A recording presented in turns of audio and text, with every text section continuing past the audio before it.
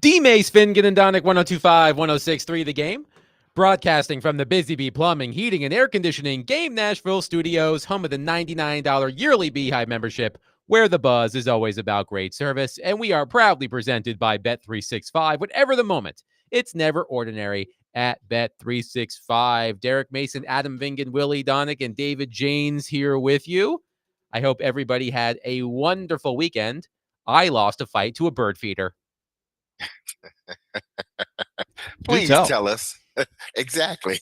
So if you're looking at the stream, you may see a little scar on my forehead. I ran into a bird feeder. It came out of nowhere. Oh, I thought you were going to say Who put that you this were. bird feeder here? I was going to say I thought you were going to have a story about you were putting up a bird feeder. Yeah. You want to do some bird watching, a bird bath. Okay, was this in your yard? Or... Yes. So So how did the bird feeder come out of nowhere if it was in your yard?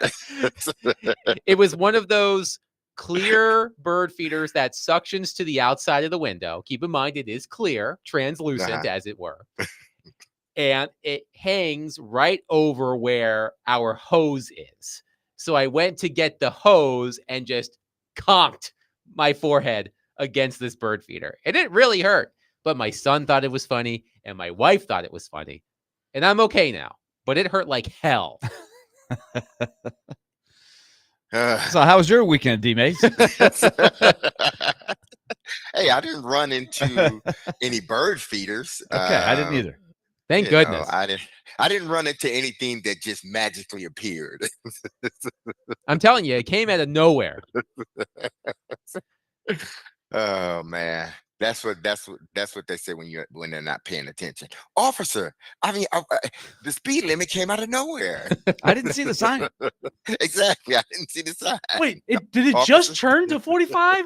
It's blocked by a tree, some leaves, some ivy growing on the sign. You can't really see that. But you know what, guys?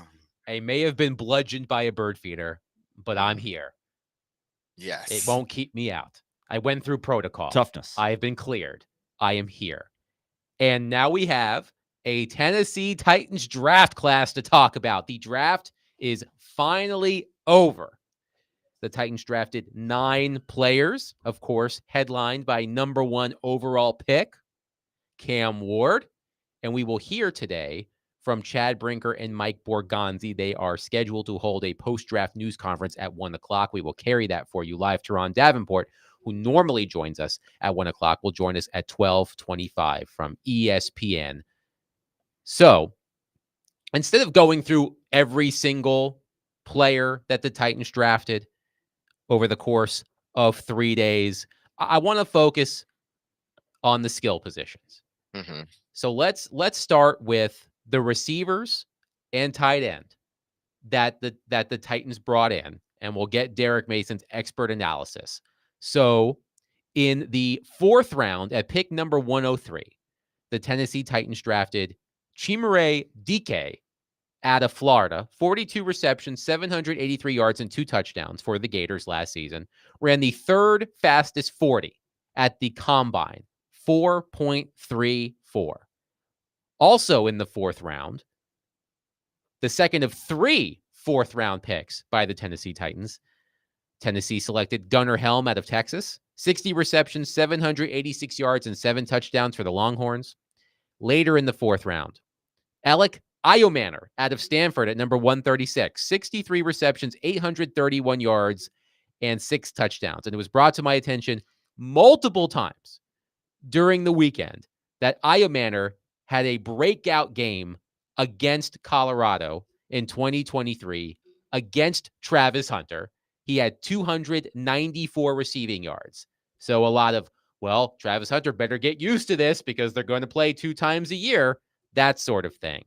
And we'll talk about the undrafted free agent that the Titans brought in at wide receiver a little bit later. But Derek, when you look at DK and Iomanner, and you can also throw in Gunnar Helm in here if you'd like, what is your analysis of the pass catchers that the Titans brought in on the 2nd and 3rd days of the draft? Do you think that the Titans set up Cam Ward for success? let's just start with the tight end out of Texas. Gunnar Helm. Gunnar Helm. I watched him play, and I liked him during the year. Did I ever envision that the Titans would draft him? No, but I liked him as a tight end during the year. But obviously, he wasn't in my top 2 or 3 tight ends throughout the season. I think what you get with him is the short-handed pass catcher. He has some athleticism to him. I don't know how he is as a blocker.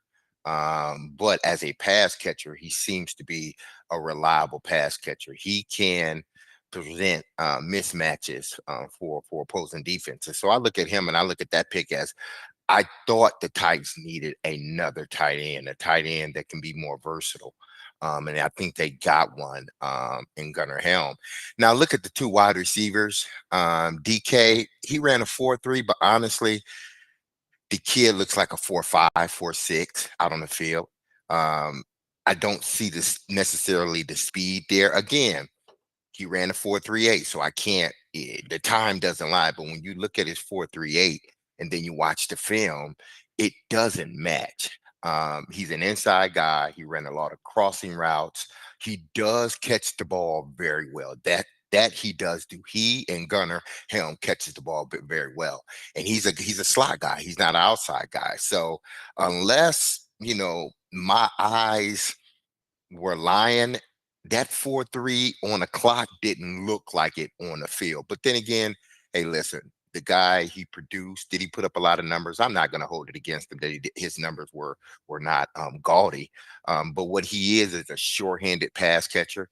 And in this league, you can't have enough short-handed pass catchers, but I just don't think they did anything for their receiving core. You look at the kid from Stanford, the numbers were good, but he's a possession receiver. He's a big body possession receiver. He's not something that, he's not a player that I look at and say, oh my goodness, the Titans, they got a steal in the, 6th round. No, he's a good player. Really good hands again, but he doesn't do anything that sort of wows you. He's just a football player, and there's nothing wrong with that. You need guys that can go out there and compete and catch the football. And these 3 guys that it went and got, you can say that more times than not, these guys are going to catch the ball. And you need that for a young quarterback, if indeed they are in rotation. But outside of that, I don't think they made their receiving core any more explosive or dynamic than it was prior to the draft. Now, Willie, you wanted the Titans to get more picks. They did not trade the number 1 overall pick, of course, but they did trade down in the 2nd round from 35 to 52, with the Seahawks picked up a 3rd round pick, number 82, which the Titans did not have because of the L'Jarius Sneed trade last year. With that pick at 52, the Titans took Femi Oladejo, an edge rusher out of UCLA.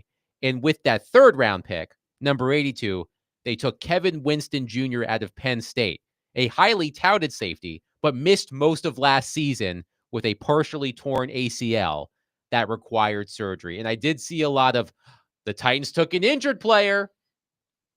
And I know that it's a sore subject, but I know that Winston was, again, highly touted entering last season.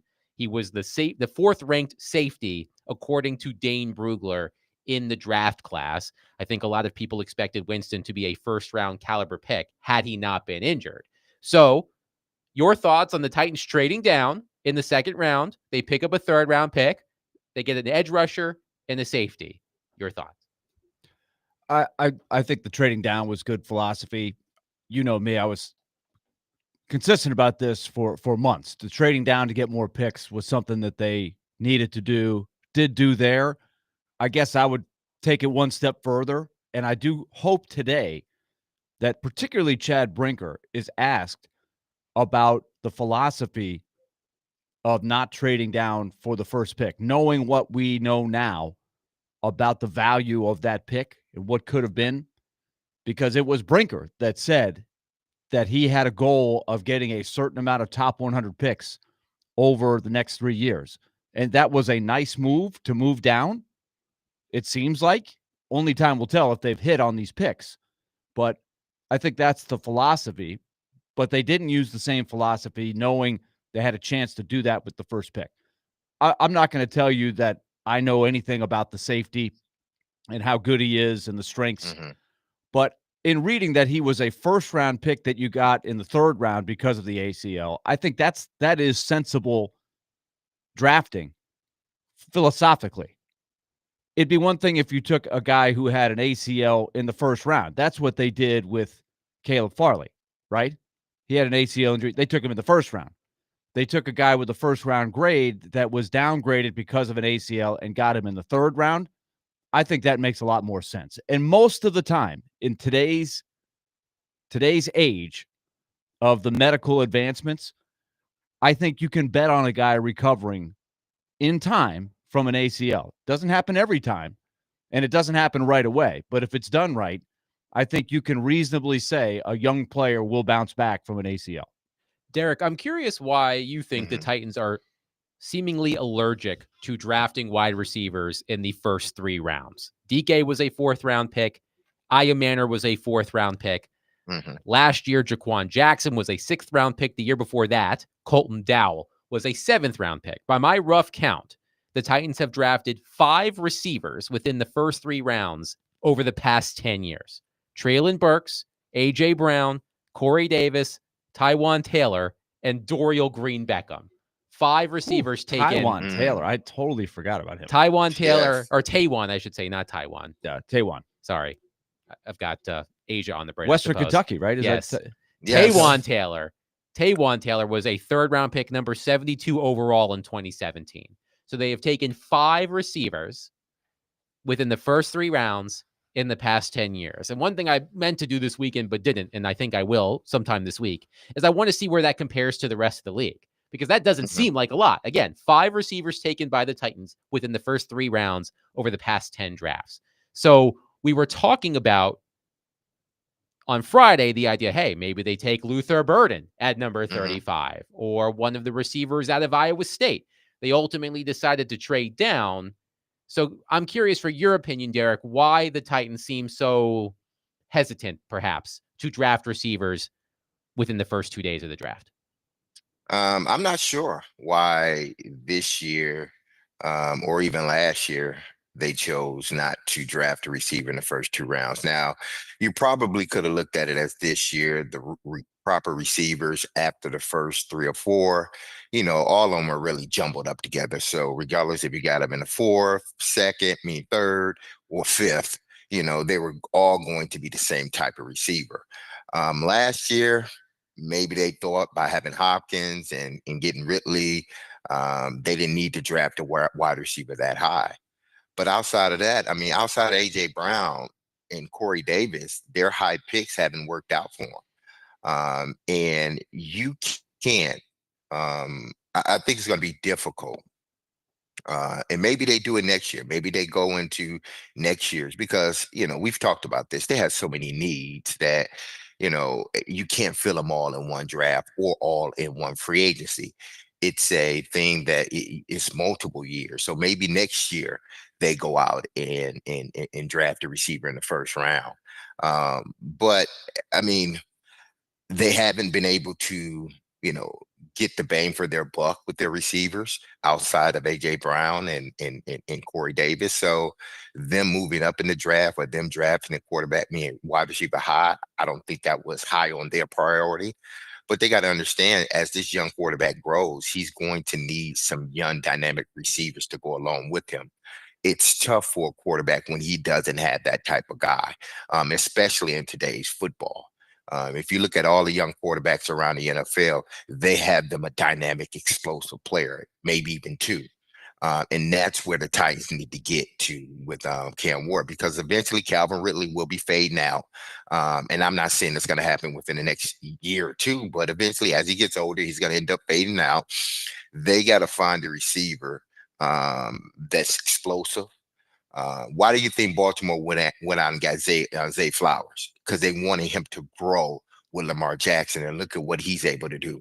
The Tennessee Titans need them a receiver of that matter, a young guy. I think Calvin Ridley is great, but they need a young guy to grow with this quarterback. And I'm not sure why they didn't take a chance. There must have been something really in Luther Burden's background that caused them not to draft him, and a lot of other teams in the first 2 rounds for that matter. This is the catch-22 of not trading down from the first pick. Of course, I could argue if they had moved down, they would have had the extra picks to go get somebody like that. If they really like Burden, they would have had the ability to be able to take Burden and fill some of these other holes that are still enormous holes that they have to fill. That's how you build a roster, by trading down. But, of course, you lose out on the guy that they really believe in. We know that, in Cam Ward. And they felt like Ward is that valuable. So once they made that decision, I think they knew they couldn't get everybody they wanted. They wanted to try to scatter around and fill as many holes as they can and go from there. But that's precisely why I thought they should have traded down and taken the package offered by the Giants, even if it meant they couldn't get Cam Ward. I'm always a bit wary looking at draft grades right after the draft happened. But Mel Kiper, and we'll talk about Mel Kiper later, he had quite the weekend. Mel Kiper gave the Titans a B+, and he wrote this as part of his grade analysis. Quote, getting the quarterback was the easy part. The roster lacked legitimate pass catchers behind Calvin Ridley, even after signing Tyler Lockett this week. It's not for a lack of trying. The Titans have drafted 6 receivers in the past 4 drafts. Nothing worked, but the stakes are higher with Ward under center. And because the Titans traded back from number 35, they had to fish for impact receivers later in the draft. They took Chimere Dike at number 103, but the pick I really liked at the position was Alec Iomanner at number 136. He was 79th on my big board. Iomanner makes contested catches, 34 over the past 2 seasons, and hauls in the deep ball. But Derek, quickly, here's just a sampling of your your wide receiver roster after the draft. You've got Calvin Ridley and Tyler Lockett. You have Van Jefferson. You have DK. You have Iomanner. You have Xavier Restrepo, who we'll talk about here in just a little bit. Traylon Burks, Bryce Oliver, Jaquan Jackson, Mason Kinsey, Colton Dow. What do you make of that group? How many diamonds in the rough, perhaps, can you find in that group?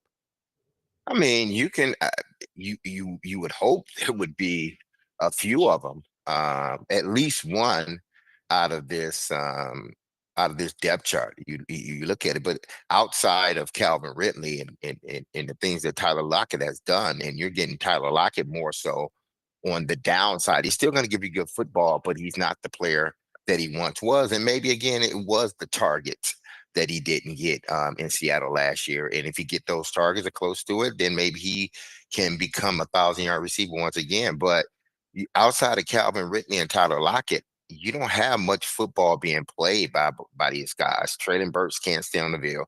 Vance Johnson has went from team to team, even though I think Van Johnson is a good player. And then you have a bunch of first and rookie, guy, Bryce Oliver, who I think is a good player. But how much of these guys moving the needle? So, when you look at this receiver room, and you try to mirror it up with Cam Ward and his ability to play the quarterback position, he's going to have to elevate a lot of these guys if indeed he does become the starter. He's going to have to elevate a lot of these guys, or, I mean, this Titans offense is not going to be, not going to be as explosive as it needs to be in this division, because you go to the Jacksonville Jaguars, you go to Indianapolis Colts, and obviously the Houston Texans. They got explosive players on the offensive side of the ball, in particular the receiver position. The Titans don't have many yet outside of Calvin Ridley that have shown. And hopefully, maybe these guys come into camp and they wow everybody. I hope that is the case. But right now, you're looking at a solid receiving. 615-737-1025. Our text line is down at the moment. So if you have thoughts, call us. 615-737-1025. I know a lot of people don't like to call in general anymore, but call us. 615-737-1025. You can join us, DVD, on location, as our show will be broadcasting from Ascent Building's hiring event on Wednesday from 11 a.m. to 2 p.m. in Portland at 214 Fountainhead Road. The hiring fair runs from 9 a.m. to 3 p.m., and there will be food trucks during the lunch hour. More details at thegamenashville.com/events.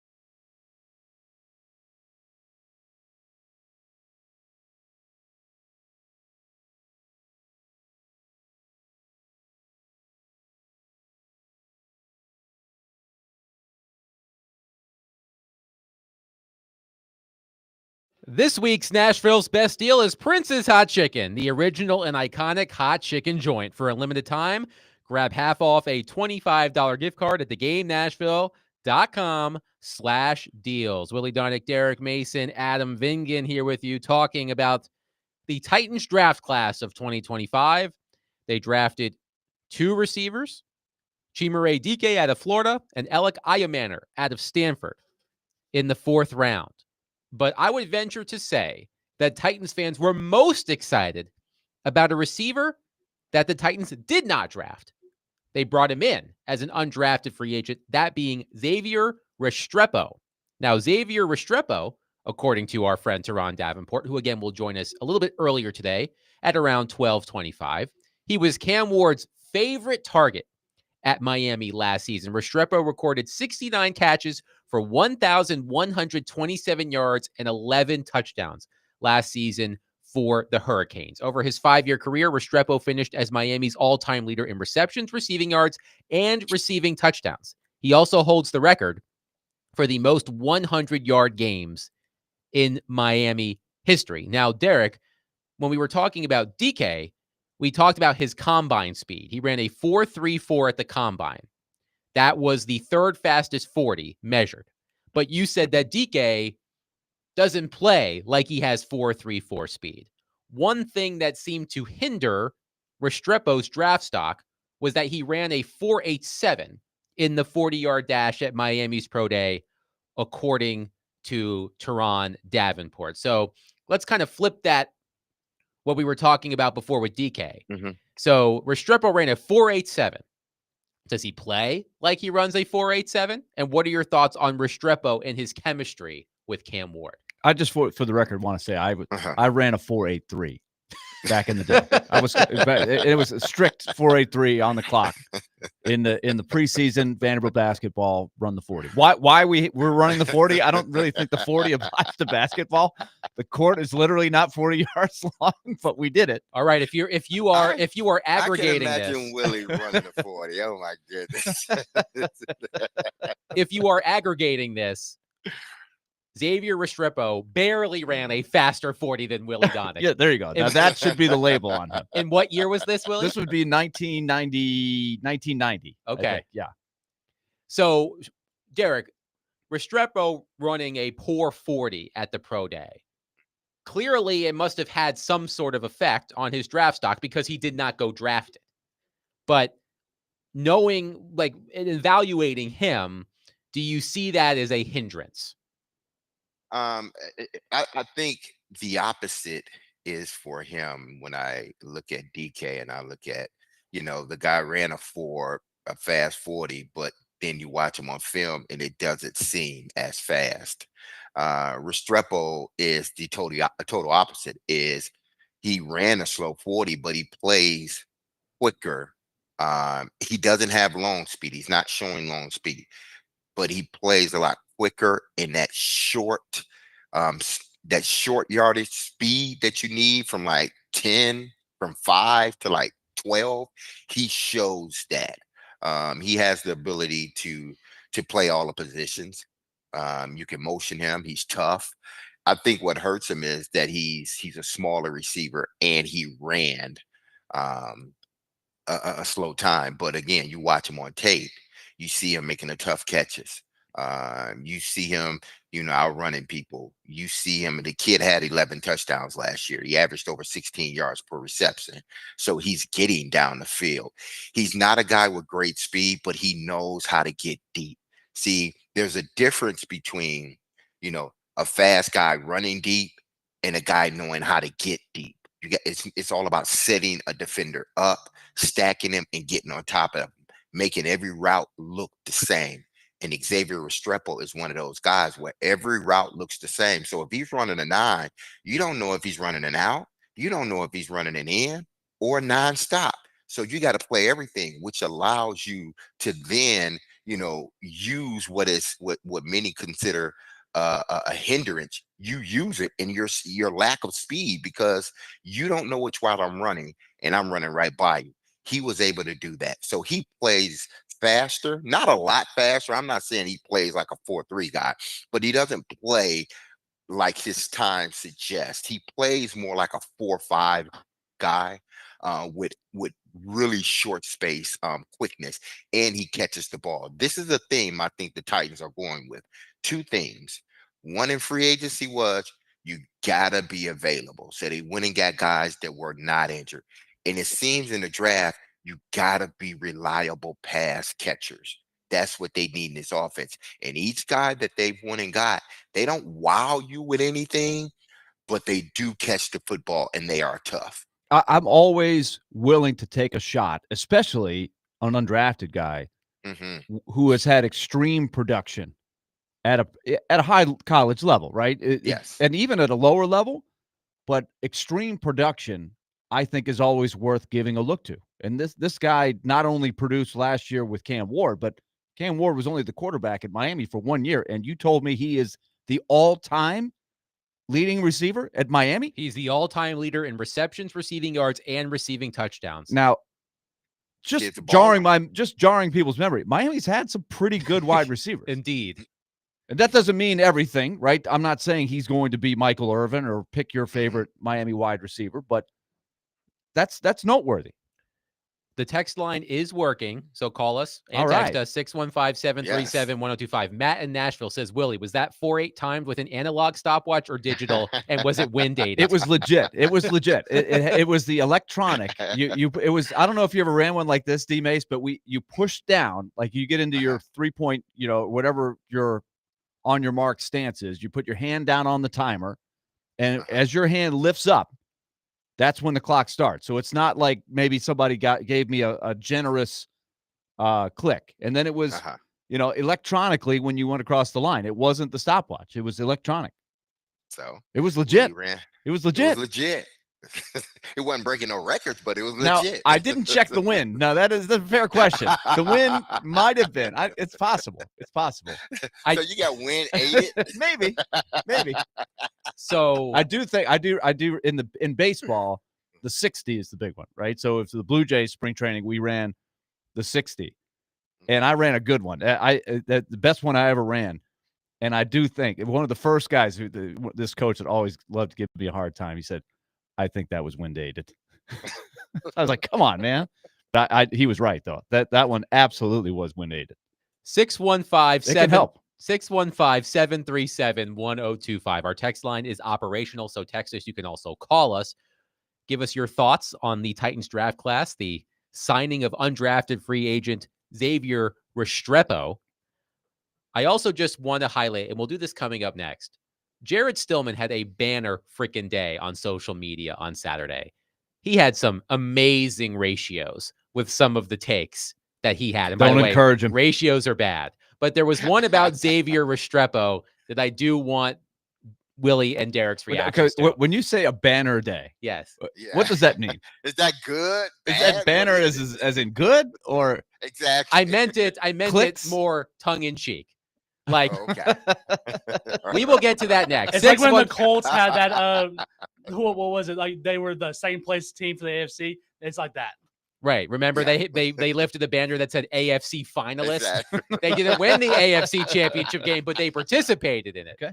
We'll get to that next. 615-737-1025, as well as your reaction. It's time for the 4th annual 615 Open Charity Golf Tournament benefiting Folds of Honor, presented by Gary Force Acura at Hermitage Golf Course on Thursday, May 29th. You can sign up to play or sponsor at 615open.com.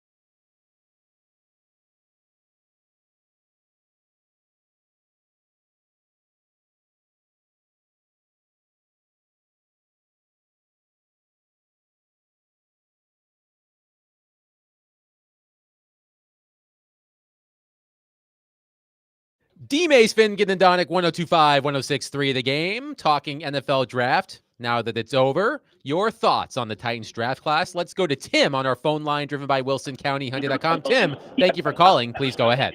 Hey, guys, you think maybe over the years the Titans would learn from mistakes they've made in the past, but obviously we don't. We don't have a third-round pick this year, so we trade back to get one, which I said, that's a good move. Maybe because we need a third-round pick. And what do? We go out and then draft another Caleb Farley. Well, Tim, thank you for the call. He tore his ACL. He only played 4 games last year, and we drafted him. Well, I would say the difference, thank you for the call, Tim. The difference between Kevin Winston, who tore his ACL, and Caleb Farley, who, if I recall correctly, had significant back issues. Yeah, he had more than just the ACL. Right. Those situations are night and day. Now, I understand Titans fans seeing Kevin Winston missing most of last season with a knee injury and saying, here we go again. But I don't think it's fair to compare, Willie, Kevin Winston to the injuries that Caleb Farley had coming out of college. They were much more significant. But again, I'll make the point I made in the first segment. We're talking about taking a guy that was potentially a first-round talent in the third round. That is why he's there in the third round. That as well. And also, everybody likes to bring up Caleb Farley. Not as many people bring up Jeffrey Simmons, who had the identical situation. He had a torn ACL. They took him in the first round. That one worked all right. People don't here go the Titans again, taking a guy like Jeffrey Simmons in the first round for a torn ACL. Well, nobody calls and says that. They always say, well, they use Farley. It absolutely, literally worked with Simmons, and they're taking this kid in the third round.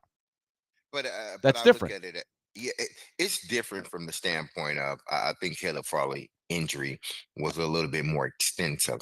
I think there were more problems, future problems than say with Winston and his injury. And I think the Titans either if they didn't know it, they should have known it. But when you do things like that, what is the first thing the fan base is going to say?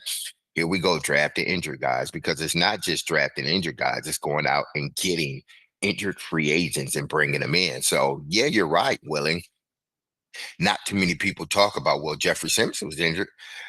I understand that. But what the Titans fans are looking at, not just the drafting of an injured player, it's the bringing injured players in as free agents. And when you look at this guy, see, the Titans, they want so many picks within the next couple of years, within the next 100 picks, however. But I see people, they look at this and say, you can take a chance. This is a flyer because he was a guy that was supposed to be drafted. He was a first round grade, but he ended up getting injured, didn't play. So that slipped him down to the third. If maybe the Kansas City Chiefs, the Baltimore Ravens, somebody like that was drafting this kid, then it's like, okay. But again, the Titans are not in a place where they can hope and pray. Oh, he slipped to us, but he's injured. We got to hope and pray that he can come back and be the player that we think he can be. You have no margin for error here because you're trying to build an organization back up. So you may not be able to take flyers just because the guy wasn't drafted. Just because the guy had a first round grade and because of his injury, you end up drafting him in the third round or fourth round. That may not be a good thing. Yeah, you look at it as a steal, but you don't have time to, or you don't have the luxury of taking flyers or taking chances on individuals right about now. Okay, so before the break, I mentioned Jared's, I believe it was his Saturday on social media. So Jordan Schultz tweeted this: Cam Ward was a major advocate internally for the Titans to sign Xavier Restrepo. Some instant synergy for the number 1 overall pick with his former star receiver at Miami. Love to see it. To which Jared quote tweeted it and said this: I thought Brinker wanted to be the Green Bay Packers. The team that didn't listen to Aaron Rodgers, and now they're listening to a rookie? Let me read to you these stats. It's been retweeted 17 times, liked 21 times, and replied to 59 times. That's an excellent ratio. And by excellent, I mean bad. Like, you don't want to be ratioed like that. So I did not text Jared this, and I'm going to ask him about this take and another one that he had over the weekend when he joins us at the end of the show. But Willie, Jared, I thought Brinker wanted to be the Green Bay Packers. You know, the team that didn't listen to Aaron Rodgers, and now they're listening to a rookie. Your thoughts? What evidence does he have that they go to Cam, say, Cam, who do you want us to sign? Who do you want us to sign? It's the wording of the tweet from Jordan Schultz that he was a major advocate internally for the Titans to sign Xavier Restrepo. It's an undrafted free agent. That's by my definition. point. Those guys are flyers, right? Those are all flyers, and is Jared basically suggesting that they had never seen this kid play until Cam Ward said, "Hey, there's this kid that played with me in Miami. You need to take a look at him." Oh, really? Okay, we'll sign him. We've never seen him play, but yeah, let's sign him. You think that's what happened? I mean, do you think there is a little bit of logic? Hey, these guys had a little chemistry. You could see it happening. And I pointed out he's a productive player throughout his college career, not just the 1 year he played with Cam Ward. Yeah, I can say it probably went like, hey, he's out there. Let's give Cam a call, see what he thinks, even though they probably heard Cam talk about him a lot, but let him know, hey, listen, we're thinking about bringing, your former teammate Xavier in as an undrafted free agent. And he probably responded by saying, yes, please bring him. It would be, he would add so much to the offense. So being an advocate for someone doesn't necessarily mean, oh, you made the call, you went into the war room and said, you need to sign Xavier Restrepo. No, they probably asked you, and he probably, told him what he felt about him, and I'm sure it was all good. The scouting report on Xavier Restrepo, according to Dane Brugler, who had him as his wide receiver 25. And this was where? In the Beast. Wide receiver 25. With his production the past 2 seasons, he passed Reggie Wayne for the most receiving yards in school history and set the Hurricanes' all-time record for catches. A hard-nosed physical receiver, Restrepo consistently finds open space, and his efficiency transitioning from pass catcher to ball carrier might be what he does best to maximize each target. Though he is a smallish target and more quick than fast, he knows his physical limitations and doesn't try to be something he isn't. Overall, it can be easy to get caught up in Restrepo's lack of top-tier size/speed traits, but his toughness and dependability securing grabs will give him a chance to carve out a productive slot role in the NFL. His competitive nature and football instincts are similar stylistically to the traits of Julian Edelman. And Derek, there's one thing in here that I want you to expand on. So Brugler writes, though he is a smallish target and more quick than fast. What does he mean by there? More quick than fast. Getting from lateral speed, getting from point A to B, being able to run those quick outs, those quick whip routes, separating quickly at the line of scrimmage, being able to get out of your break. Some guys are fast, but when you ask them to do sort of these quick mirrored routes, they can't drop their hips and they can't get out of their break quick enough. He's one of those guys that doesn't have great speed, but his lateral speed and his short yardage speed is excellent. And that's why he's been able to have the numbers that he has. If the clock says he ran a 4.6, you wonder how can a guy at 4.6, a smallish frame, put up the numbers that he did at the University of Miami. Well, it's because of his quickness. He's able to separate from a defender and get that space needed for the quarterback to throw the football. It's all about separation. I don't care how fast you are. If you're not getting no separation on those in-breaking or out-breaking or slants or curls, if you're not getting any separation, you can't drop your hips and get out of your break. I mean, you're just a fast guy. That's all you are.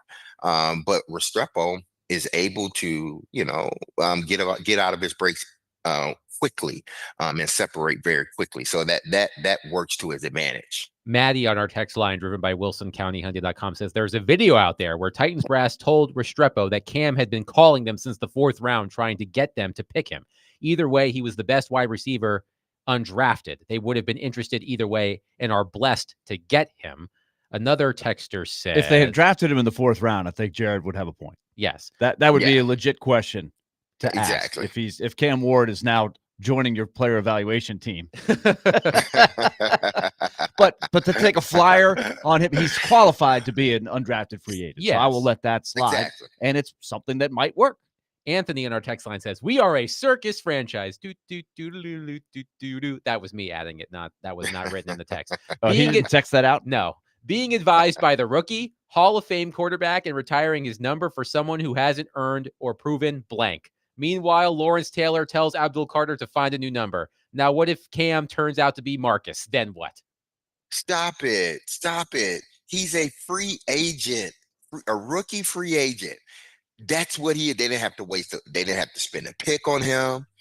They didn't have to do anything but give him probably a small signing bonus and say, hey, try to make the team. If you make it, great. If you don't, then so be it. But Anthony is He also was- lumping in the fact that Warren Moon blessed Stop. Cam Ward with the number 1, for lack of a better. Well, Okay. we hit this on Friday Yeah. after the Yes. news came down. I think it would be different if Warren Moon had played in Nashville. Exactly. I think it would be Absolutely. very different. And I think I would look, I don't know how Warren Moon would have felt, but I think Warren Moon sees that people in Nashville don't have any connection with him. That it's different than Lawrence Taylor in New York. That's very, very different.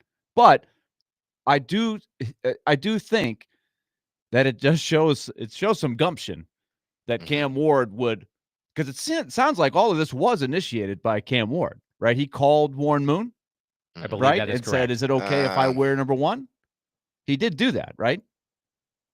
I think so. I'm not quite sure. I believe about Cam that. Ward reached out to Warren Moon, if I recall correctly. And asked his permission Yes. behind the scenes. Yes. And that still shows a little bit of, hey, I think I'm pretty good. Like to do that before you've ever taken a snap. Now I The can kid's see, got moxie. I can You see can't that deny as that. being a is this really worth it? You really want to wear number 1 that bad? Because it's going to be used against you if you flop, right? But the fact that Warren Moon says, look, I have no connection with Nashville. They wear different uniforms. It's called something different.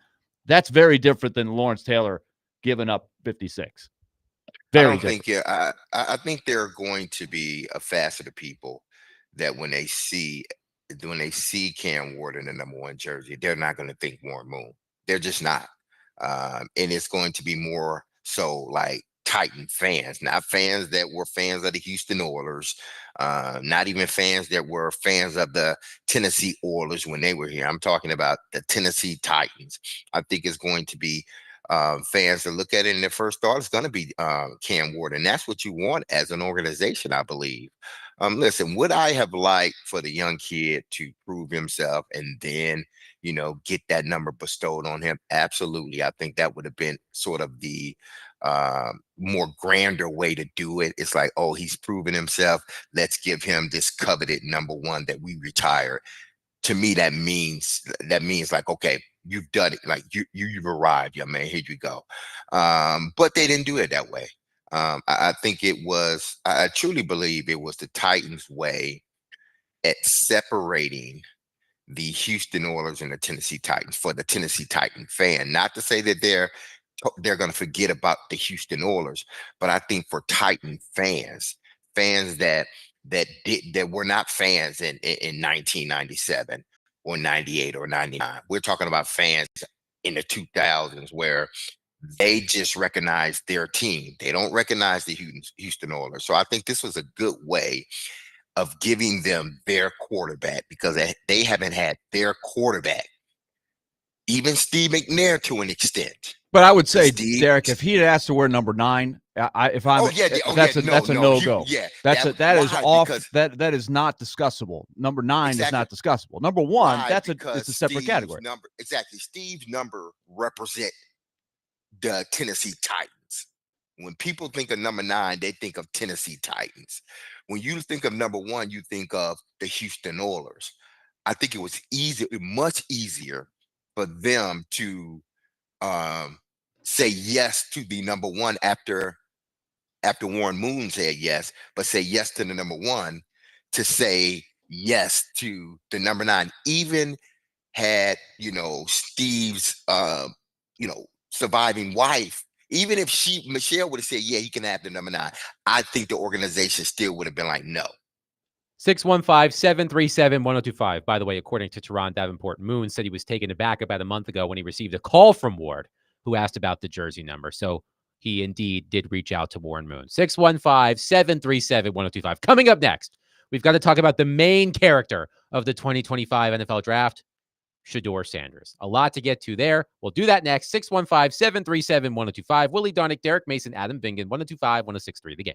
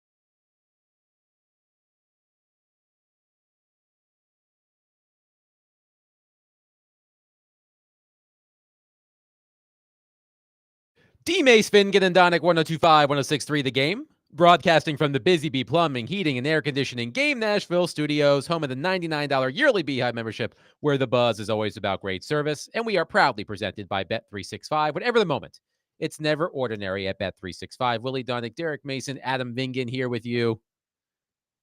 It took until day 3, but Shedeur Sanders found a home. He was drafted 144th overall in the 5th round by the Cleveland Browns. Now, could I have missed my take it to the bank any worse than I did? I said he would be the first pick in the 2nd round, but the Browns would trade the pick because I didn't think that they sent the vibes that they wanted to play for the Browns. But he plays for the Browns, and they got him in the 5th round after they had already drafted another quarterback. Yes, he was the 6th quarterback taken. Of course, Cam Ward, number 1, Jackson Dart, number 25, Tyler Shuck, number 40, Jalen Milroe, number 92, and Dylan Gabriel, number 94, to the Cleveland Browns. So the Cleveland Browns quarterback room consists of the following players: Deshaun Watson, Kenny Pickett, Joe Flacco, Dylan Gabriel, and Shedeur Sanders. Is Watson allowed in the room, though? I'm not sure he's allowed in the room. Man, Does he want to even be in the room? Like, he has got his own room. yeah, that's not. He He is under contract, though. Yeah, he's scheduled to make a lot of money. So For 2 that's more not years, by the way, not just next year. They got to swallow that thing for 2 more years. they have a locker. They have a quarterback room that runs the gamut. I mean, it's from one end of the spectrum to the other and everything in between. So Hard Knocks better be Yes. banging down the door of the Browns facility. Let us in. We need to capture this. exactly. Let us 'cause, in. That's these my 5 vote. quarterbacks. These 5 quarterbacks all got their own story. Oh man, but I think what this weekend proved from the Shedeur Sanders aspect was this gulf between self-perception and draft reality. Who Shedeur Sanders thought he was as a prospect versus what the NFL at large thought of him as a prospect. And I would venture to guess that there has not been an NFL prospect who has been more improperly evaluated than Shedeur Sanders. And what I mean by that is, as I just said, the gulf between what NFL draft analysts thought of Shedeur Sanders versus what the league itself thought of Shedeur Sanders. And if Shedeur Sanders was the main character of the NFL draft, Mel Kiper Jr. was the supporting character. He was going through it this weekend. Here was Mel Kiper after day 2 when Shedeur Sanders was not drafted in the 2nd or 3rd rounds. For Deion Sanders and Shedeur Sanders, all I can say is I think it's disgusting. I don't understand what the heck's going on with this. 5th player on my board. It's never happened before in 47 years where a player that high has dropped this far into the 4th round. A quarterback that's sitting there in round 4 of other quarterbacks being taken who aren't as good as Shedeur, aren't even close, in my opinion, in terms of accuracy, toughness. Arm strength is certainly more than good enough. I don't see, outside of not being have the rocket arm and the 4.6 speed and a big frame, the 6'3", 230-pound frame, what is he lacking? Somebody's going to have to explain that one to me. 4th round, Kirk Cousins went. 4th round, Dak Prescott went. Worked out pretty good for them. It's just that Shedeur was projected a lot higher than they were. That's why we're having this discussion. So that was Mel Kiper. He was disgusted. It was disgusting, Willie Donick, that Shedeur Sanders went undrafted through 3 rounds. And we'll play some more from Mel Kiper. Yeah, because it was sprinkled throughout all of the days of the coverage. Because every he was time in his feelings. He was in his feelings about Shedeur Sanders. Mel's best. You know how they put the Mel's best available. Best Shedeur available. Sanders. Shedeur's name was on there for 3 days. But what do you think, Willie? Because there's been a lot of think pieces written about this. There will be more think pieces written about this. Just the fall from grace, for lack of a better phrase, for Shedeur Sanders. By many people, he was placed on a pedestal as one of the top prospects, one of the top quarterbacks in this draft. He falls all the way to the 5th round. I can't recall a drop like this. I think it was unheard of. But what do you think the lesson here is? Not just from Shedeur Sanders, but from the media, because the media played a big role in this and maybe propping up Shedeur Sanders, or definitely propping up Shedeur Sanders more than he probably deserves. So what's your biggest takeaway about this entire Shedeur Sanders saga? Well, first, from Sanders' spot, as a guy who slipped to the 25th round in the 1993 you did okay for yourself, then, baseball Shedeur Sanders. draft. Yeah. Well, I'm joking, but I was drafted in the 25th round. I guess you could say I slipped. But once you're drafted, I say this all the time. If you can play, you'll make it. You're going to make it if you're good enough. And it won't matter whether you were drafted in the first. It does from a contractual standpoint, and he's going to have to win a job. And that's something that has he's never had to do that, right? He's been the man, coached by his dad from day one. So I think that's maybe part of why he slipped, is because if they didn't evaluate him as a guy that they were going to, part and carve out the role and say, let's give him all the first team reps, let's develop him, and let's put all the priorities towards him. And it was going to have to be, you're going to have to fight your way up the depth chart. How would he handle that part of it? And that's what he's going to have to prove. But what I would tell him is, if you're good enough, and you can use this as the motivation, you will make it up there. It will be proven wrong. And it will be a great story to tell someday. That's what he's got to focus on right now.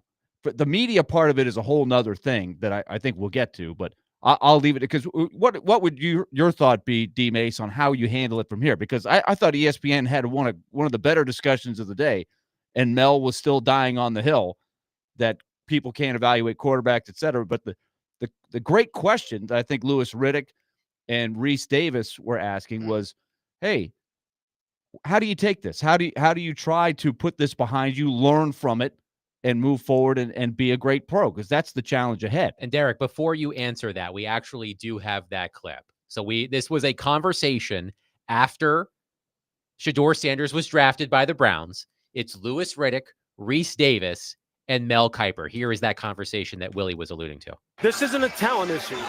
This isn't a can-do issue.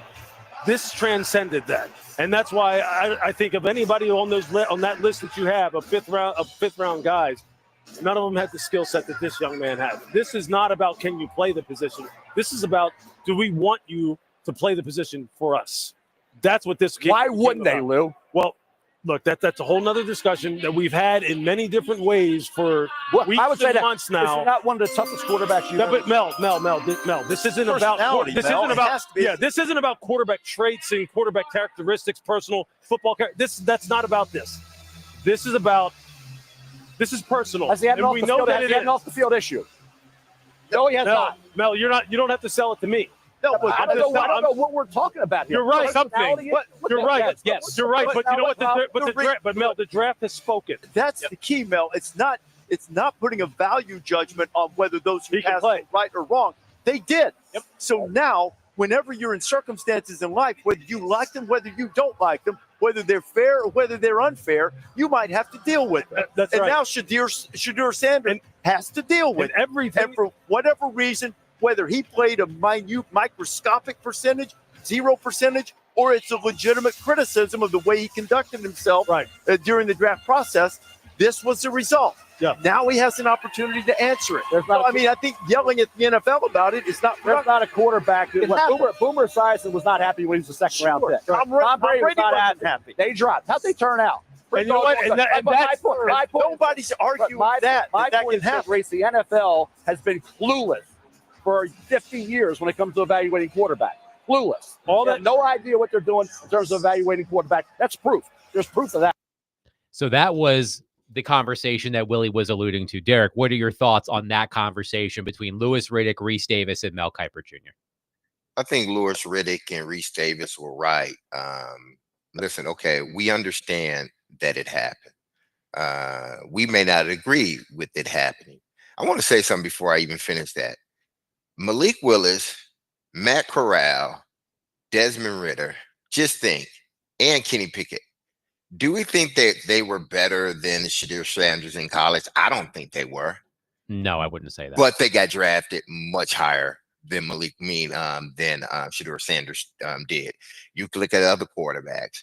whether it's Stetson Bennett, my guy, I think he got drafted same round, but I think number wise, he may have gotten drafted ahead of Shedeur Sanders. So Stetson Bennett was a 4th round pick, number Yes. 128 overall in 2023. And Shedeur was what? 155. Yes. So I mean, listen, for whatever reason, and we can talk about what we may think the reason is, but whatever the reason is, what I can say is this, because listen, I was a 4th round pick. I thought I was gonna go in the 3rd round, maybe even the 2nd round. And then you see all these wide receivers go ahead of you, and you know that you're better than them, and you played against them, and or whether it be in all-star games or in college, and you just looking like, man, I know I'm better than them. But I would tell him, like my brother told me, listen, it's not about where you get drafted, it's what you do when you get there. He still got drafted into a good position, because none of these quarterbacks, neither one of them are long, outside of say Shedeur, neither one of them are long-term fixes for the Cleveland Browns.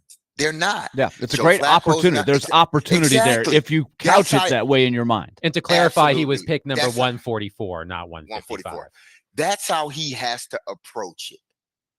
Is that this is probably the best opportunity for me to start day one, is to go to the Cleveland Browns, where they got a bunch of journeymen and a guy that was accused of doing something heinous, and he had to pay out a lot of money, and he hadn't been right since.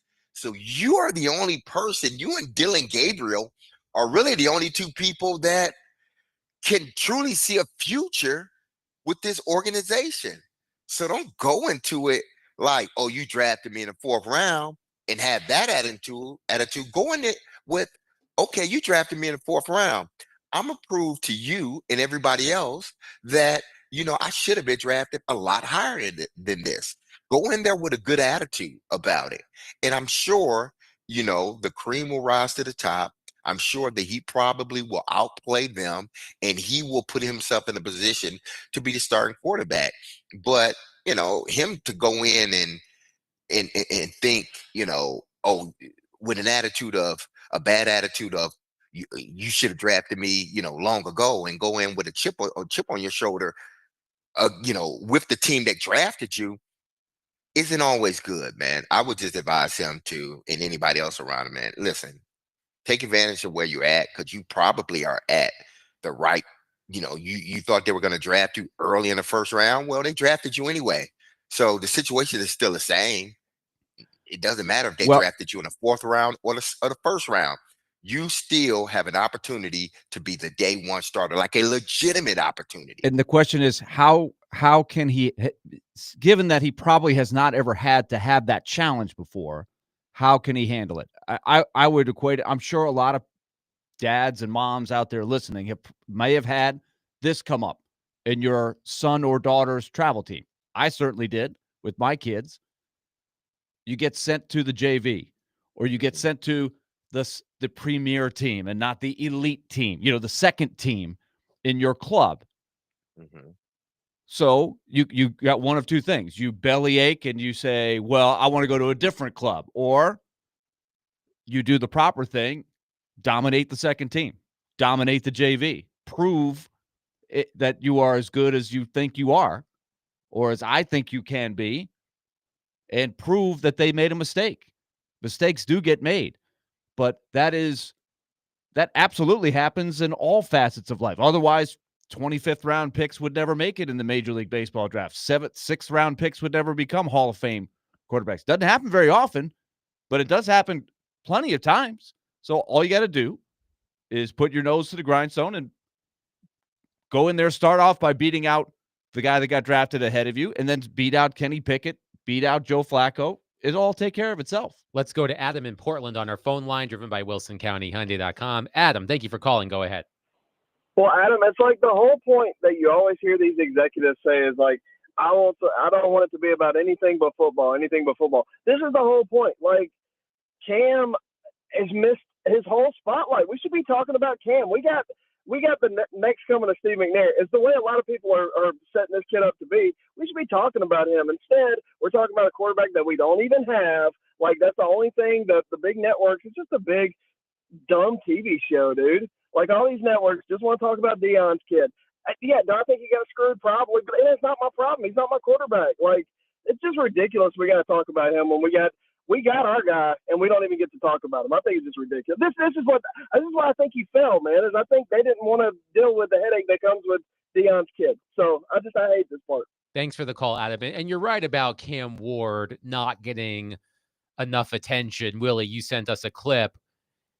I think we were going to talk about this more during the course of the week, but you sent us a clip from Kyle Brandt of NFL Network, basically saying what Adam said. Like, this number one overall pick may be the least covered number one overall pick in quite some time. But there was a quote from a story that Kalen Kaler wrote at ESPN.com before the draft about Shedeur Sanders. That is a really interesting read, but there was a couple of graphs in here that I want to get your guys' opinion on. She wrote, quote, multiple scouts told ESPN there's another reason Shedeur is a difficult prospect to evaluate. Because Deion oversees Colorado's program, they don't believe they are getting the full story on Shedeur from Colorado sources. One veteran scout is quoted as saying, quote, it's very hard to leave a visit at Colorado with a true understanding of who this guy is. Well, I do think that Deion dictated things going back months and months before the draft. One of the first things that I heard about Shedeur, and this may have been even before Colorado finished their season. I can't remember exactly when this was, but it was very early in the process. He came out and said, I'm only going to let my son play for certain teams. And then they went to the next. He was going to pull an Eli, meaning an Eli right. Manning. In other words, I'm running the show here. You're not running the whole show. And we discussed it on our program because it was like, well, wait a minute. The Titans might have a chance to pick this guy. Are the Titans on the list? What does Deion think? And do you want to deal with Deion? Deion put himself in the game right from the start. Then they made the decision. Why, we don't know.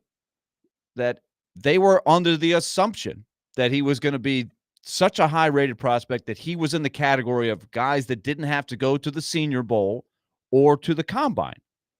And so there was he's that good. When there was a lot of talent evaluators saying, I don't know. I'd like to see him throw more. I'd like to do more. And then you have this, Adam. And then the other things that there were apparently some interviews where there was a little bit of a feeling of, I'm not sure he really wants to play for us. Is he really engaged in this interview, or is he thinking, I don't want to play this. I'm not playing for this team anyway, so I'm just going to wait till the next interview. So you put all that together, and I think you had a little bit of a miscalculation on the front end from Shedeur's inner circle. And then I don't know what happened from there. But then the media is all over this too, and you have Mel Kiper screaming from the trees, this guy's really good, and then so it's a confluence of all of those things put together. Yeah, this was the first time that, and I think we can say this for many of us. This is the first time where you saw a prospect fall in this manner. We look back at Johnny Manziel, and he fell. And then who ended up drafting him? The Cleveland Browns. But he didn't get out. Did he get out the first round? No, they drafted him in the first round. They drafted him. Yeah, they moved back into the first round. I think it ended up drafting him at the bottom half of the first round. He was the 22nd overall pick in 2014. Yeah, so they got him in the bottom half of the first, and he came with all this baggage, the flamboyance, stuff he did in college, the money sign, all this stuff that we talk about Shedeur Sanders that he did. Johnny Manziel came in with the same stuff, but he didn't come in with a parent that is a Hall of Famer that is saying, listen, I'm not, my kid is only playing for so many teams. Listen, Eli Manning and his parents, Archie Manning, they were able to do that. Okay.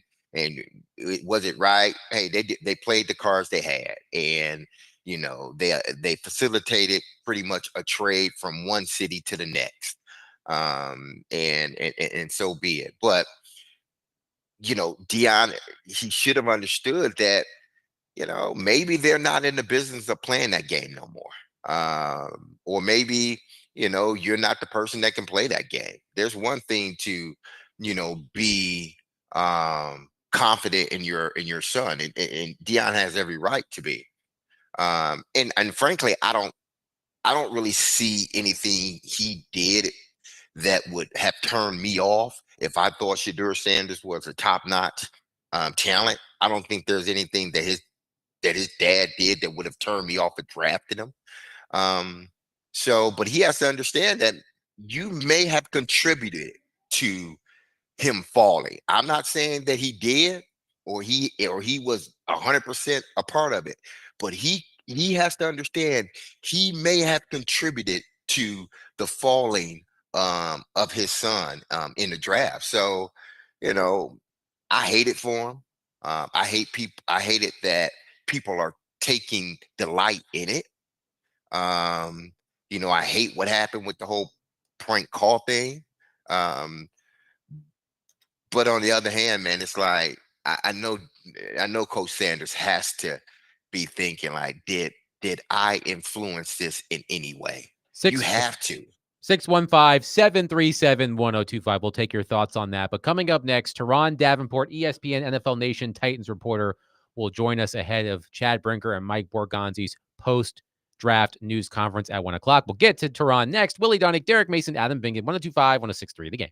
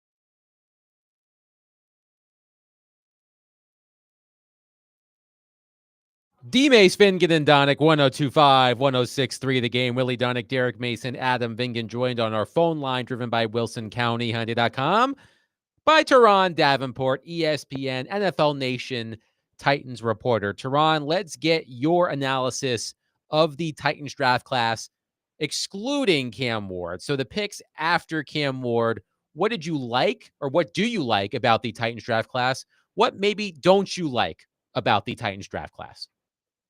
Well, dang, Vingan, you got right to the chase right now. Hey, how you doing? And none of Hi, that. Terron. How are you? I hope you had a wonderful weekend. Yeah, that's right. It's very authentic. That being the case, let's get right to it then. I think, there's a lot of these draft graders are giving them an A+ and A-, whatever. I wouldn't go that far. There's some picks that I have some questions about, but I mean, you got your franchise guy in Cam Ward. I think they made attempts to help him out. I think Gunnar Helm was a value pick there in the 4th round. Now, Chimere DK and Alec Iomanner, we'll see. I wasn't crazy about those picks, but pretty much what they did was address multiple needs. Not all of their needs, but they addressed multiple needs. It just seems like they were very much banking on upside and potential and development. So they must have faith in this coaching staff. The main question, Terron, which you just touched on there, is does Cam Ward have enough weapons to succeed in year one? They signed Tyler Lockett on the eve of the draft. You mentioned drafting DK and Iomanner and bringing in Xavier Restrepo, his top target at the University of Miami. What more do you think the Titans need to do to definitively answer that question? Well, now it's just time to see how it all plays out, because there's not really much they could do at this point. True. I mean, where they're going to go and pull Jamar Chase out of the tree? No, that's not going to happen. So this pretty much is what it is. So what's left to do is to see how these guys play out on the field. And Tyke Tolbert, he has a big job ahead of him, and he's done great job plenty of times before. So we'll see what happens. Well, let me rephrase that question then, Terron, because you're right. There isn't much that they can do about it. When you look at the Titans receiving group now, with the signing of Tyler Lockett, the additions of all the draftees, what do you make of the Titans receiving group right now? What are its strengths and weaknesses? Well, I think its strengths are the work in the middle of the field. I think Ridley does that really well as deep passing. Tyler Lockett is good at that. If Restrepo does make it, he's going to be a really good option for Cam Ward just because of their relationship. And then you also look at, as I mentioned, Gunnar Helm, you got Chiga Conquo. So the mid-range passing game, I think, is going to be good. We'll see DK as well as Iomanner. We'll see how they come in and help stretch the field, but that's what they need. Cam Ward is a deep ball specialist. He does that really well.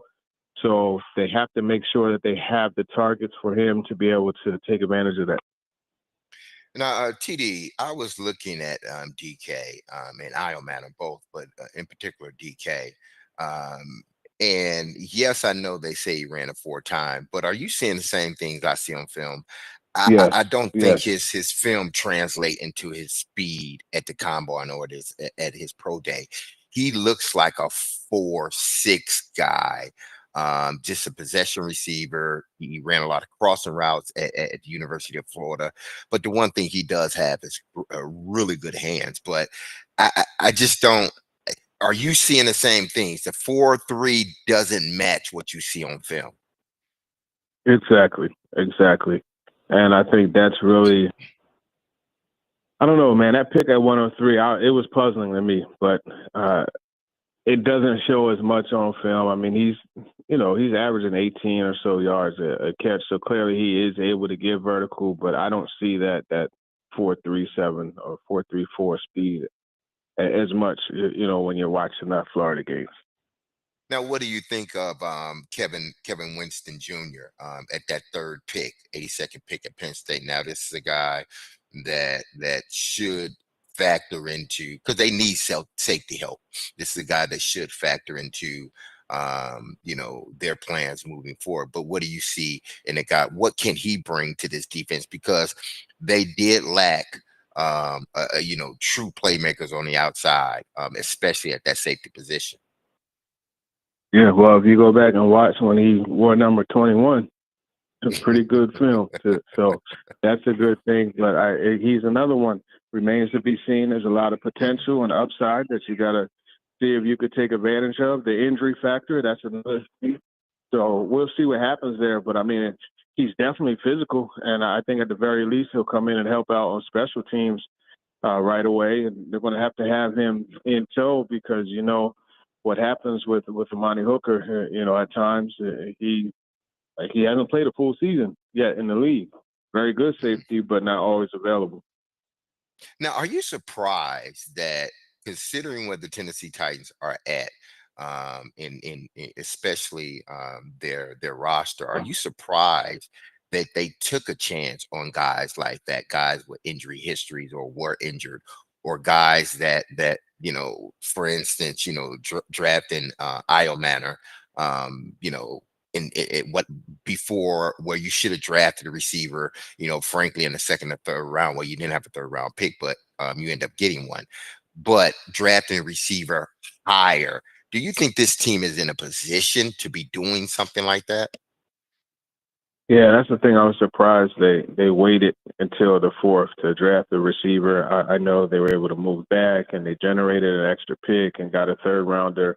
And I thought third round might be where they addressed receiver, being as though they went edge in Femi Oladejo in round 2.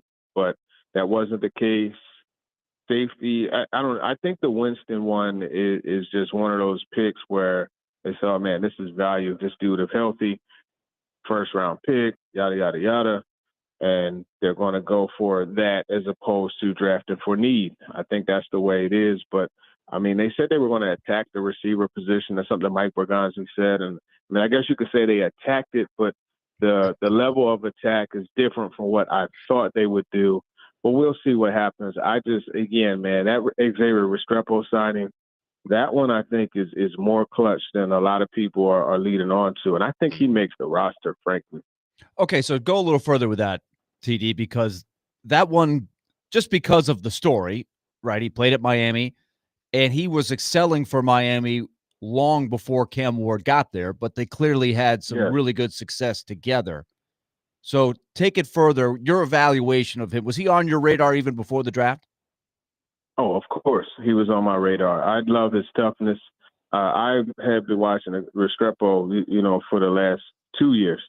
I always liked Miami football, so I tend to watch that a little bit more. But I think, when you look at Restrepo and just in talking to him, the things that he told me, just as far as like how he and Cam, they're able to talk without talking.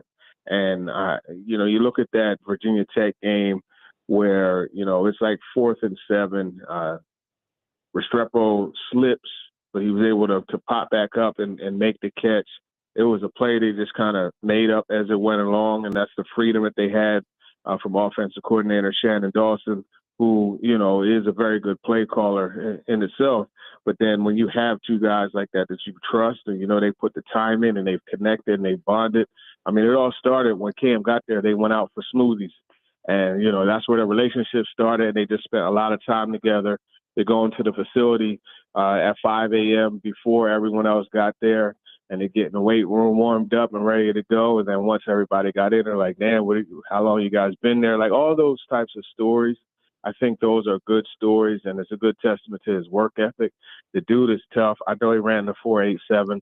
You're not going to ask him to run seam routes. But if you go back and watch the Cal game, this Joker had 163 yards in the second half of the game, including a 77-yarder that helped fuel the 92-yard drive that they had to be able to, go ahead of Cal and win the game after being down by 25 points. So, to me, clutch. You're talking about the all-time leader in receptions, receiving yards. He's 4th in touchdowns.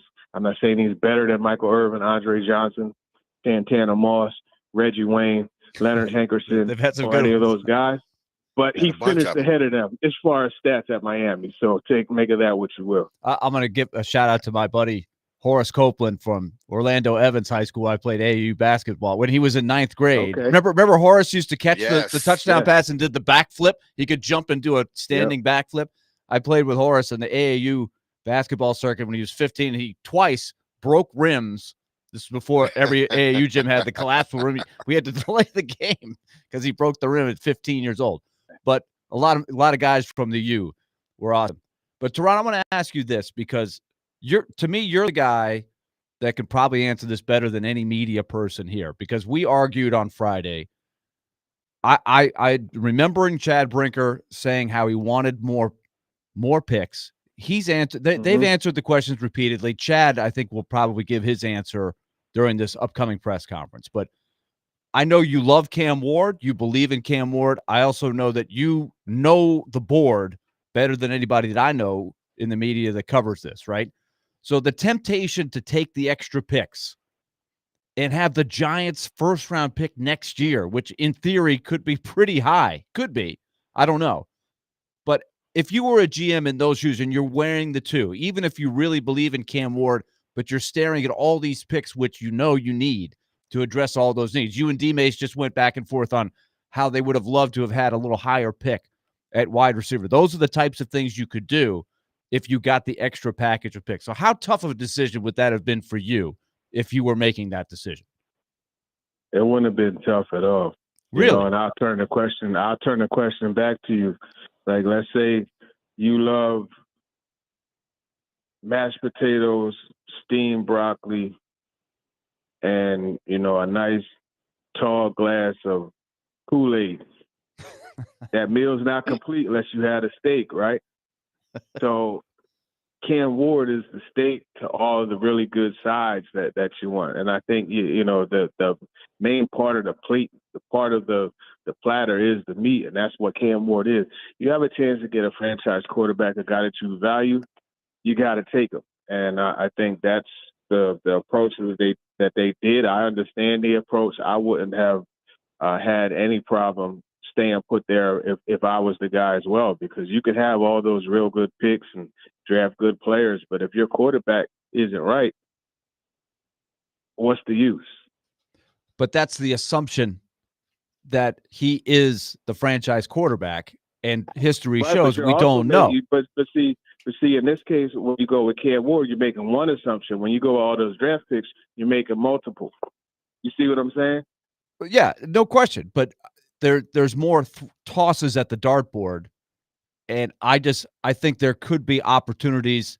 I'm looking at it. It's going to take 2 or 3 years to build this roster into a winner. It was going to be that way regardless, Willie. It was going to be that way regardless. Well, and so I guess that's where I think I differ with you in the fastest way, the lowest risk way to build it. And you're right. If you feel like you're passing on a guy that could be the franchise quarterback, that's a tough decision. But I just don't know that he's the only guy in the next 3 years or so that might present himself as a guy that could fill that role. But they obviously think this kid is special, and you do as well. You don't know for sure that you'll be in position next year to grab one of these guys who are this year question marks. True. Would you trust Nico to run your franchise? Would you trust Drew Aller to be the face of your franchise?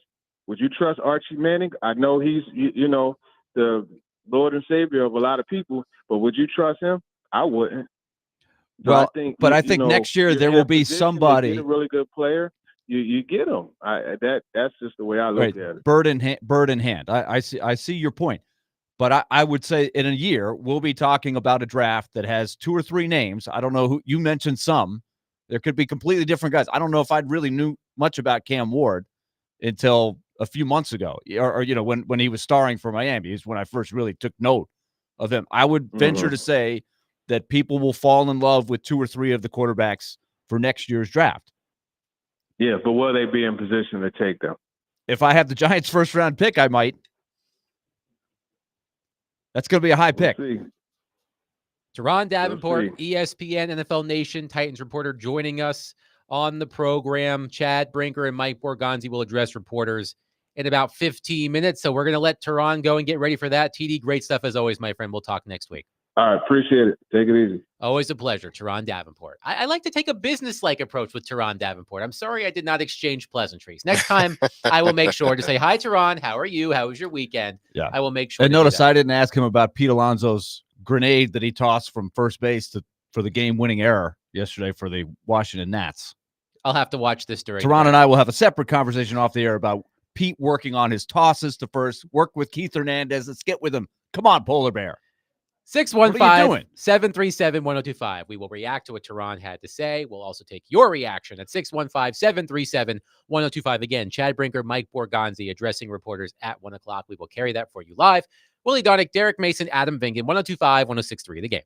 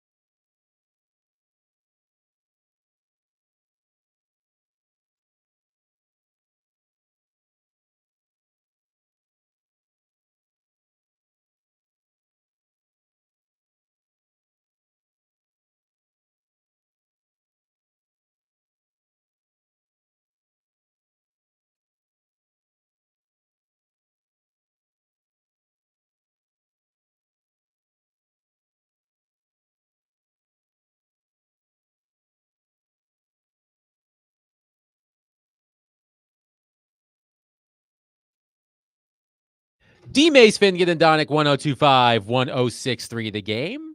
Willie Donick, Derek Mason, Adam Vingan, Chad Brinker, and Mike Borgonzi will address reporters in roughly 10 minutes. So we will take you there live when it happens. But Willie, you wanted Terron's opinion on trading down. He was adamant about Cam Ward. He was adamant. He's been a big Cam Ward supporter throughout this entire process. I remember. And a Sanders supporter, yes, too. he was. He absolutely was. We should have asked him about Shedeur Sanders as well. But Terron, Willie, not biting on your Cam Ward take from Friday. No, and I kind of thought he would do that, but I wanted to hear his argument because Terron is a guy that understands the value of an extra second-round pick, an extra third-round pick. These guys who I don't study very hard. I may have seen a guy here or there, but I do study the value, and my basis, the Nobel Prize guy that wrote the study of the draft, where it proves that over the long period of time,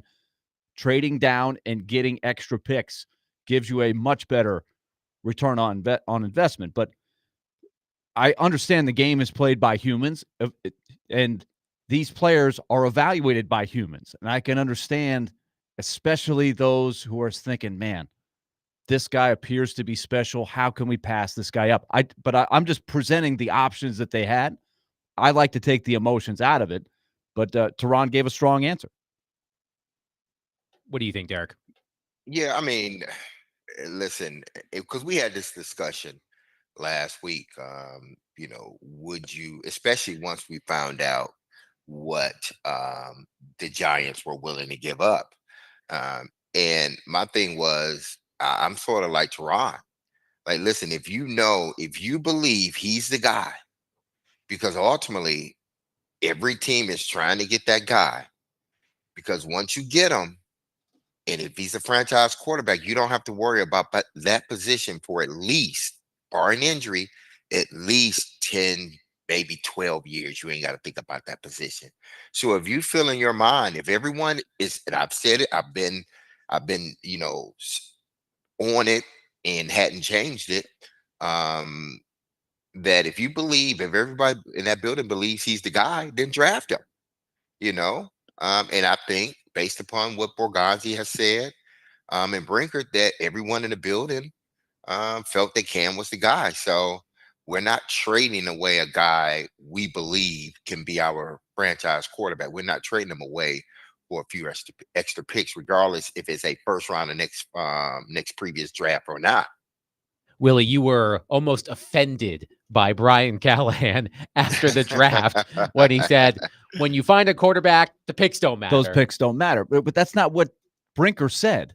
And I that was out of context for Callahan to say that. I think if you asked him, do picks matter? His answer would be yes, picks matter. He knows that. But it was Brinker. And that's why I hope this question is presented to Brinker at 1:00.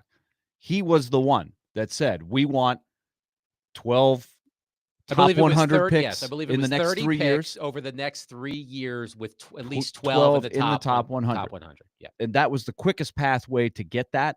And they did get an extra one this time around with that trade down in the second round. So they did pick up an extra top 100 pick. But they had to move down 17 spots to do that.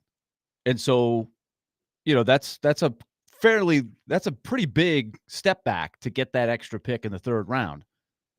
And that's how to be, true to be the board. That's drafting 101. Teams do that all the time. But that's why I want to hear Brinker's answer to the question, because he was the one. It wasn't I wasn't just on the hill by myself. I was also echoing what he thought his philosophy was going to be to rebuild the roster. And so that's where I'm coming from partially with my take that I had on Friday after we know for a fact what that first pick was going to be worth based on what the Browns got for the second pick and what the reported offer was from the Giants. If you just take those two things, I think we can assume that it was not the case that, hey, nobody was calling about the first round pick. They were turning down calls for offers for the first pick. So they believed that much in Cam Ward, who was not, by consensus, the number one prospect in the draft. 615-73. He was the best quarterback in the draft. Yes. Not the number one overall prospect. Yes, he was the Titans' They did, number one and prospect. D Mace, they did ask that, right? He Yeah. answered it. Mike Borgonzi said yes, he was number one on our board. And we'll hear from Mike Borgonzi and Chad Brinker coming up next. 615-737-1025. We will take you live to St. Thomas Sports Park, where the supreme ruler of football and the Titans GM will address reporters now that the draft is concluded. 615-737-1025. Willie Dunnick, Derek Mason, Adam Vingan, 1025-1063. The Game.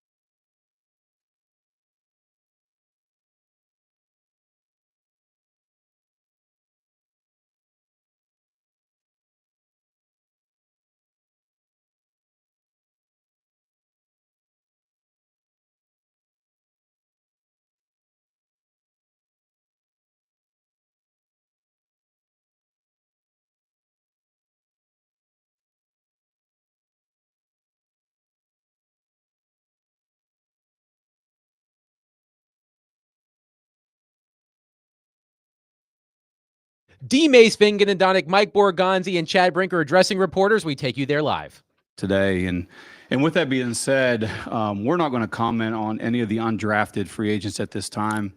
We're still working through a lot of things. They'll be available to you here at rookie minicamp, so you get plenty of time to talk to those guys and learn about them as well. They got to go through a lot still to get, we got physicals and signing contracts, so we're just not going to comment on them at this time. Also, you may be wondering with the new regime change that you're wondering about staff changes. We're still working through all that, so we don't have anything to comment regarding the staff at this time as well. But we are working through those things. But speaking of the staff, I thought the group did an outstanding job. It's been a long 3 months. We spent a lot of time in what we call the cave together, watching a lot of tape. This is a new process. A lot of people weren't familiar with it.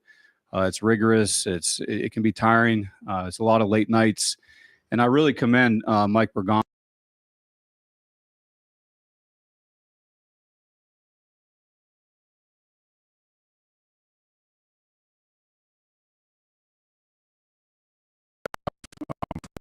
Put in and what they've done, and I think it showed.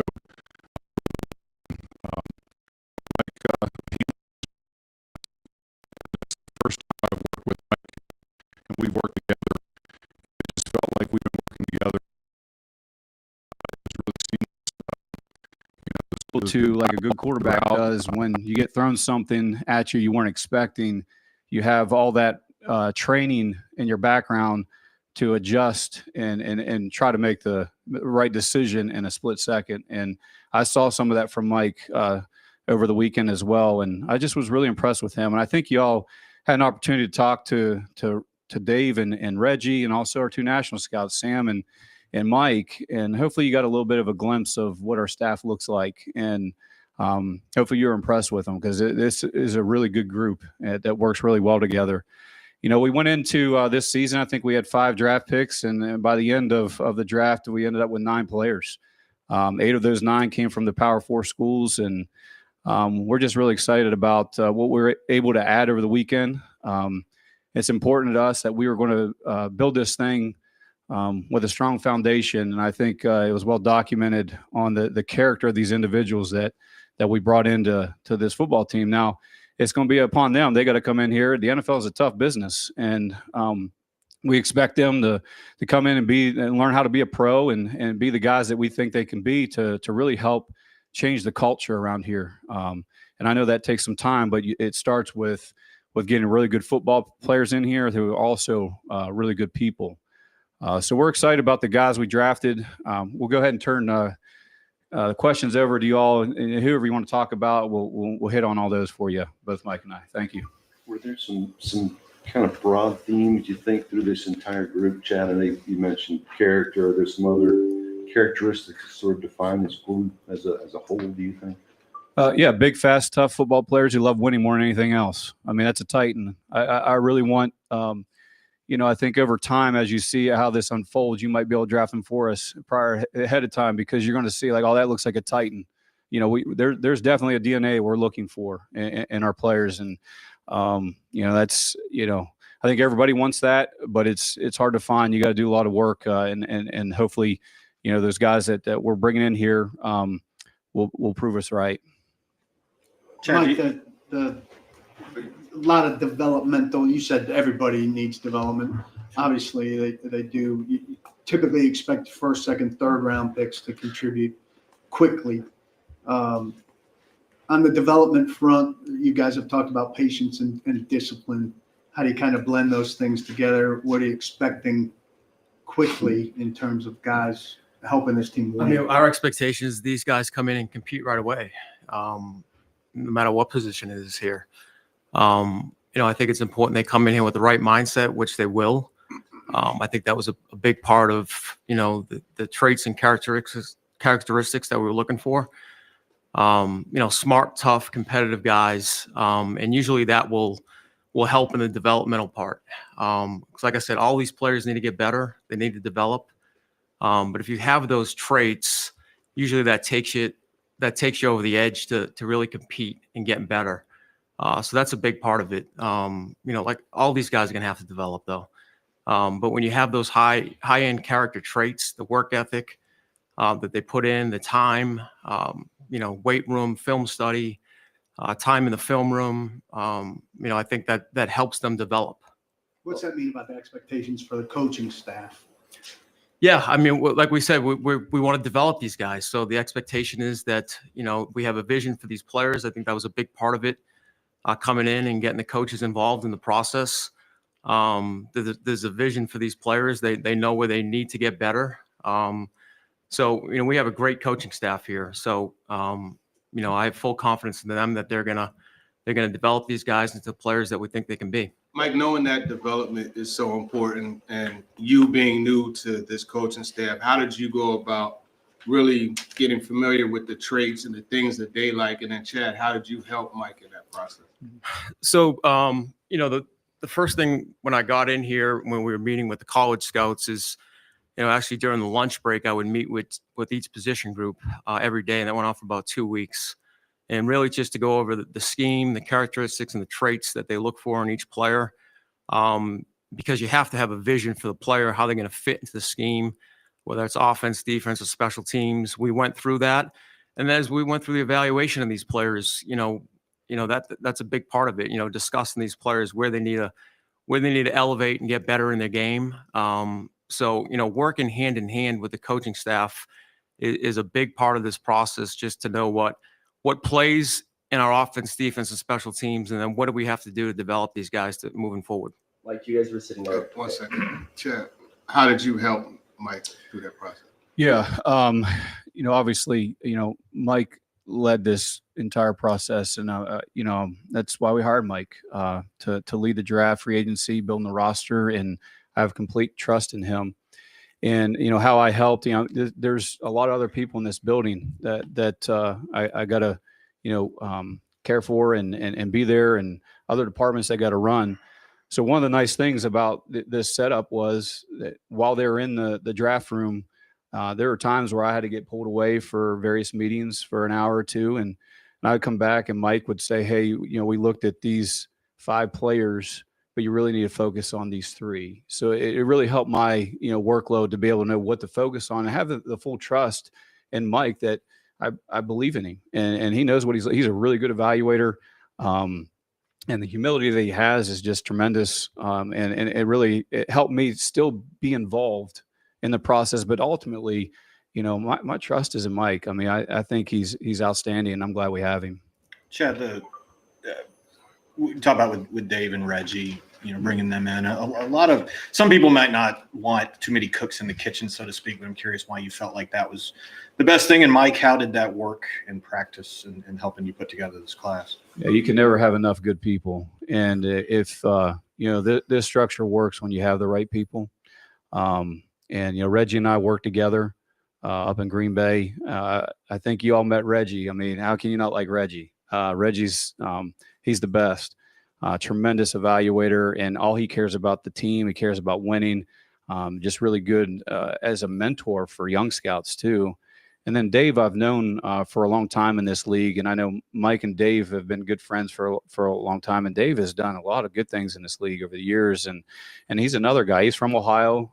Grew up in Cleveland. I'm from Ohio. We had a lot of familiar connections, and it just clicks. I don't really know how to explain it. It's just working. And I think it's because it's, I talk about it a lot, high impact, low ego. That's what we want. We want people with low ego, but we expect, you got to perform when you're in this business, and we know how hard it can be. So, I thought it worked really well. Go ahead, Mike. Yeah, like echo some of the stuff that Chad said. I've known Dave for a long time in this league, and I've known Reggie. Of course, Chad worked with Reggie, and that's the whole idea, is to get really good people in here that are selfless, low ego people, and they certainly fit that. And they had a lot of experience in this league, and we had some great conversations, during the draft and the meetings. We'd be in there all day, all night sometimes, late into the night, watching tape. And they've been great for me. Chad has, Reggie and Dave, the whole support system here has been great. throw John Salgi in there too. He was in the meetings with us a lot there too. So you can't have enough good people in the room that are really good evaluators, and that's what they are. A lot of these draft picks were captains, leaders on their team. Was that not by accident, I'm assuming? How much you hoping they can help change the culture around here? Yeah, I mean, like we said, those are the type of people we're trying to bring in here, high character people. Some of them were captains on teams, but that helps elevate the culture in here. When those people come in here and they work, there's a standard that we want to set here in this organization in terms of work ethic, accountability, being a good teammate, and all those guys check the box there. And I think, you look back to some of the free agents we brought in too. Like I said, if you keep on stacking those type of players in the locker room, that's going to change the culture. Mike, how early in the process did you kind of land on favoring the developmental types over maybe some pro-ready types? And can you kind of talk through why favoring one over the other? Well, like I said, they all have developmental, things that they have to go through here. But then once you start getting into the mid to later rounds and some of these guys, you're looking at some traits, speed at the receiver position with Ellick and DK, and Marcus Harris is a guy that played really one big year of football at Cal. But you saw the traits on film, the quick twitch athlete that can develop. And the same thing with Mullings too. You're looking at a guy that played linebacker for 2 years when he first came in, and really last year was really his first really workload of carrying the football. But you saw a big body there that runs hard, and you saw a lot of upside with him, and we were able to get him later on the 6th. You guys needed pass catchers coming into this draft. What did you guys identify in the draft that led you to wait till day 3, and then you found 3 there and 25 picks, and then also Tyler Lockett's addition? What does that do? Yes. You're looking at the value of the board for these guys, and where we took Chim and Ellick at that point. We were looking for young guys with some speed, and they both fit that. Chim's a guy that has return ability as well. He's done punt returns, he's done kick returns. Ellick's a big body receiver, receiver that's strong, physical at the catch point. He gives a good catch radius for the quarterback. So those are some of the things that we were looking at with those 2 guys when we took them. DK maybe open up the field for you, I guess, with that speed he has. What does that do not only for him but maybe for some of the others? I'm sorry, who? DK. Yeah, he certainly has speed to stretch the field. And he's competitive downfield. He's smart, versatile. He can line up in a bunch of different spots on offense. And the one thing that we liked about him is just his competitiveness after the catch as well. So you got a guy that's, smart, tough, dependable, can line up. And he also has a big catch radius too. So those are the things we liked about him. And then going back to Tyler too, Lockett, he's a big addition for us. He's a veteran wide receiver that, really, he's dependable, can get open. He's got great instincts, and he's going to be great for this locker room as well. Terrific following DK. He had the 1 year that was kind of a sort of a down year productive wise between 2. Any reason for that? Or I think he was just going. He had those few years at Wisconsin, and then came in. He's one of those guys that just got better every year. You watched him on tape, from Wisconsin to Florida, and those are the intangibles that we look for. Guys that they continue to get better. Skill position players, do you think about Cam Ward's development with them at all? Just how those 2 can kind of factor into each other? Yeah, anytime you get some young receivers in here and working with the quarterback, and really the whole quarterback room, they have to develop, and they have to develop a rapport in here. So we're trying to get young guys in here that can develop and grow as we build this roster. I guess also with the fit too, just maybe how those receivers fit with Cam's play style. Yeah, well, going back to Lockett, he's a guy that a lot of extended plays that Cam has, or any of these quarterbacks really, when they work outside the pocket. Tyler's one of those guys that you can just find those open areas in those scramble drills, and you saw that over the years with Russell as well. DK is a guy that can stretch the field. Alex is a bigger receiver. He's productive in the red zone, big catch radius. and then Gunnar Helm that we took as well too. Big savvy route runner. Good in the red zone. Also, provides a quarterback a big catch radius as well, and he's got good run after the catch too. There were a handful of guys in that third round that came off the board at receiver. You guys were sitting at 82. Was there any consideration or effort made to maybe moving up 4 guys in that bunch that came off before you? No, at that point, we felt good where we were at. There were a couple of receivers on the board, I think, at that time that might have got taken right before. But we felt good about there was probably 3 or 4 players at that point where we were at pick 82, I believe it was, that we felt good about taking. To that point, how big of a value add was Kevin Winston to be able to find him in the third? Yeah, it was a big value because really, before, the injury, he was, at the top of the second round for us. He's one of the top safeties in the draft. He's going to be fine. He had the injury early on in the season. And we were fortunate enough to get him there at that spot. What's your guys' philosophy on taking guys coming off of injury, whether it be drafting or free agency, and working them back in?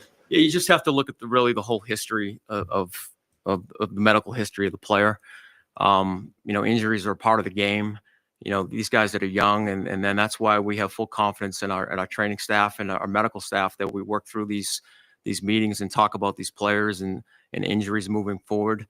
And that's why, we'll make the best decision based on, the information that we get, and we felt comfortable taking those guys. Work Slater at guard at the start, or do you try to transition into some of the center as well? He can do both. We saw him do a little bit of it at Sac State and at the Senior Bowl when I was there. He did both. So I think he'll take reps at both guard and center. I think DK on paper had a line as your return option. Yeah, he can do that. He'll get thrown in the mix there as a punt returner and a kick returner. He's productive at Florida doing that. He's one of those guys that just catches it and gets upfield. And that's what you like about him, and he's got speed as well. The market for maybe the interest in Will during the draft and just him still being on roster, what does that say about his value of the team? It's a lot of value. I think, there's going to be competition in every room, and he elevates the competition in that room. That's what we're trying to do here as we get into training camp, is have the best 90-man roster, best competition in every room, and Will certainly provides that. Was there an attempt to move him during the draft? It was not. I guess that's kind of my question is quarterback position. How you feel like you are with 4 guys in the room? How much you looking forward to just seeing how things kind of play out as we get closer to the season? Yeah, that'll it's a great room we have right now with those 4 guys. That'll be up to Brian and his staff in terms of reps and as we go through the off season and get into training camp. But we'll take it step by step here, and that'll be up to Brian in terms of who takes what reps at some point. So we're not going to name any starters here though, that right now here in the off season. We talked about it a little bit earlier with Mullings, but just the lack of tread on the tires, and for what you guys were looking to add at the running back position, how much of a factor was that? And I guess how much more difficult did it make an evaluation of a player with a limited sample size? Yeah, I mean, he certainly jumped off the tape when I watched him in the fall. He provides a different back in the room that we have right now. He's 6 foot, 230-pound back. Like I said, he was a former linebacker, and it's impressive, the way he just kind of hits the hole and gets upfield. He's physical, and he'll provide us that short yardage, 4-minute type back. Yeah. You've talked about a plan for a rookie quarterback. What is that plan in terms of I know you work with Brian on that, but what is the plan in terms of reps and alignment and work? Yeah, we've had a lot of discussions with Brian about that. And I think as we head into the off season here, like I said, it's going to be a competition, and these guys are going to get, equal amount of reps right at the beginning, and they'll separate themselves here as we head into training camp. But the idea here is to, have competition in the room, and Brian and his staff, as we go through the off season, get into training camp, I'm sure the reps will change at some point, when people separate themselves. I know Cam, he had lobbied for Restrepo throughout the draft, but was there a lot of dialogue back and forth with him about some of the other guys? Because it seemed like, as soon as they were picked, he's reaching out to them. Some like you're on the phone with them and he's calling them, those types of things. Yeah, I mean that's the type of teammate Cam is, and that's everything we heard about him through the process is that he's one of the guys, and I think that's why a lot of his teammates gravitate towards him. But he was tweeting right at him right after that. But that just shows you his leadership, his team ability. That's why guys gravitate towards him. As you were going through the process of evaluating him and just getting background, Mhm. what was that relationship like? The dialogue that you had with his father, Calvin, like how was that? Like how much input did he have? Yeah, the first time we actually met his parents were before the pro day at the dinner. First time I really sat down and talked with him, and it was great. I mean, he has a great family. Just learning about him growing up and the dad always being there for him, pushing him, and then being at his games over the years, which was tremendous. He never missed a college game that he had. And just the support system that he has there with his parents is impressive. Do you guys know how he was so quick on the draw of reaching out to these people? Was he in the room with you guys during draft day, or was he just quick to recognize this? He was actually texting How you me, wanna but yeah, he's on it pretty quick. Yeah. How do you think he'll do as far as he has been a great leader throughout his career. Then he steps into now a locker room with guys who are older than him. What's that transition like from y'all's experience for a young guy coming in, trying to find his way with older guys around him? A lot of that was, we talked with him before the draft. He's got great awareness in terms of where he's at. And he knows that, stepping into an NFL locker room, he's going to have to earn the respect of everybody in that locker room. And, just first building relationships with everyone, on the team is a big part of it. But that's one of the special things about him that we kind of learned through the process is that he has great awareness. And I think he knows that he has to earn the respect of everyone here. Did you see anything in particular that kind of accounted for his huge year? Didn't do too much the first 3 years there in terms of production, but what were some of the things he did particularly well that finally your Helm? Yeah, he was another guy that just continually got better too. He was a former receiver in high school that made the transition to tight end at Texas. And I think that was part of you're looking for these guys that continue to get better. Like I mentioned with DK and with Helm, they got better every year. And he had a big season last year. Those are the traits that you look for, and that's what you hope to continue here when they get to the league. Mike, when you look at these 9 draft picks you ended up with, beyond Cam, how much did you feel like, okay, we got our guy at this spot versus maybe we feel good about taking a shot on potential here? Yeah, I mean, we build a front board that consisted of about 169 players on the front board, and we felt good about all those guys in certain spots. So as we were, continually going through the draft, we felt good about every guy that we took at that spot. And that's, you never know how they're going to fall off the board. And usually when you get to the 3rd round, every team has a little bit of a different draft board. But we felt pretty good even heading into the 4th, 5th, and 6th rounds that we still had guys on the board that we wanted to add to the roster. Chad, you alluded to it off. Okay, hold on. Go ahead. Yeah, I know you're not talking about undrafted free agents in particular, but throughout this kind of process, has it been an attractive destination for some of those guys' this team? Yeah, I think so. I think Nashville is an attractive place, and I also think with how the draft went over the weekend, I'm sure that made it attractive to some guys as well. But this is a good place to live. It's a good organization, and Brian Callahan being our head coach, he's got a lot of relationships out there too, and it's an exciting place to be. Although I know we got a lot of work to do. Chad, you alluded to it a bit off the top, but you've talked even before Mike got here about the importance of growing your draft assets. Yeah. To go into the weekend and end up with 9 picks, to add a day 2 pick, to trade up later and not give up a pick to do that. Do you feel like you sort of executed the game plan, so to speak, as well as you could have? Yeah, I think I was trying to get more. I just couldn't get anybody to get a trade partner there. But yeah, that was important to us. It was well documented.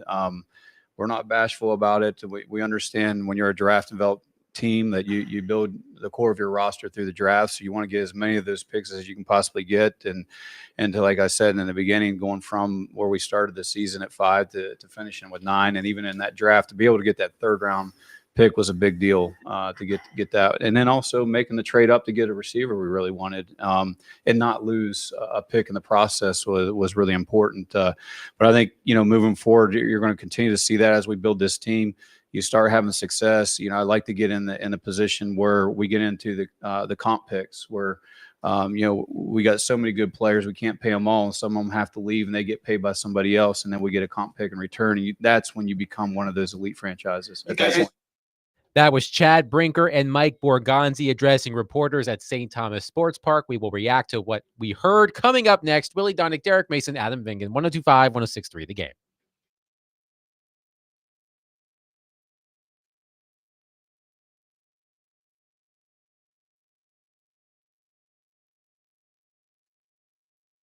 All right, let's talk Loan Pronto. Remember, it's always there for you. We do these commercials week after week, month after month, year after year. I've been a supporter of Loan Pronto for a long time, and their philosophies, they want to help you get on better financial footing.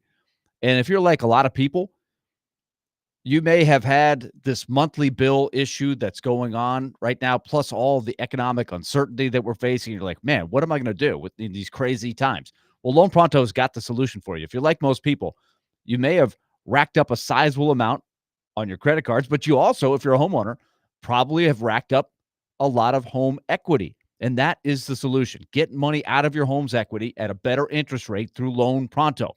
They have options for you, and you most of the time through Loan Pronto and this process cut your monthly expenses by about $1,000 on the average. So you don't have to keep stressing about money. Call Loan Pronto. Ask about their programs that can help you. Fast debt relief now. 615-499-5780 or loanpronto.com. 615-499-5780 or loanpronto.com. Equal housing lender, NMLS 166-1781, subject to lender approval, NMLSconsumeraccess.org.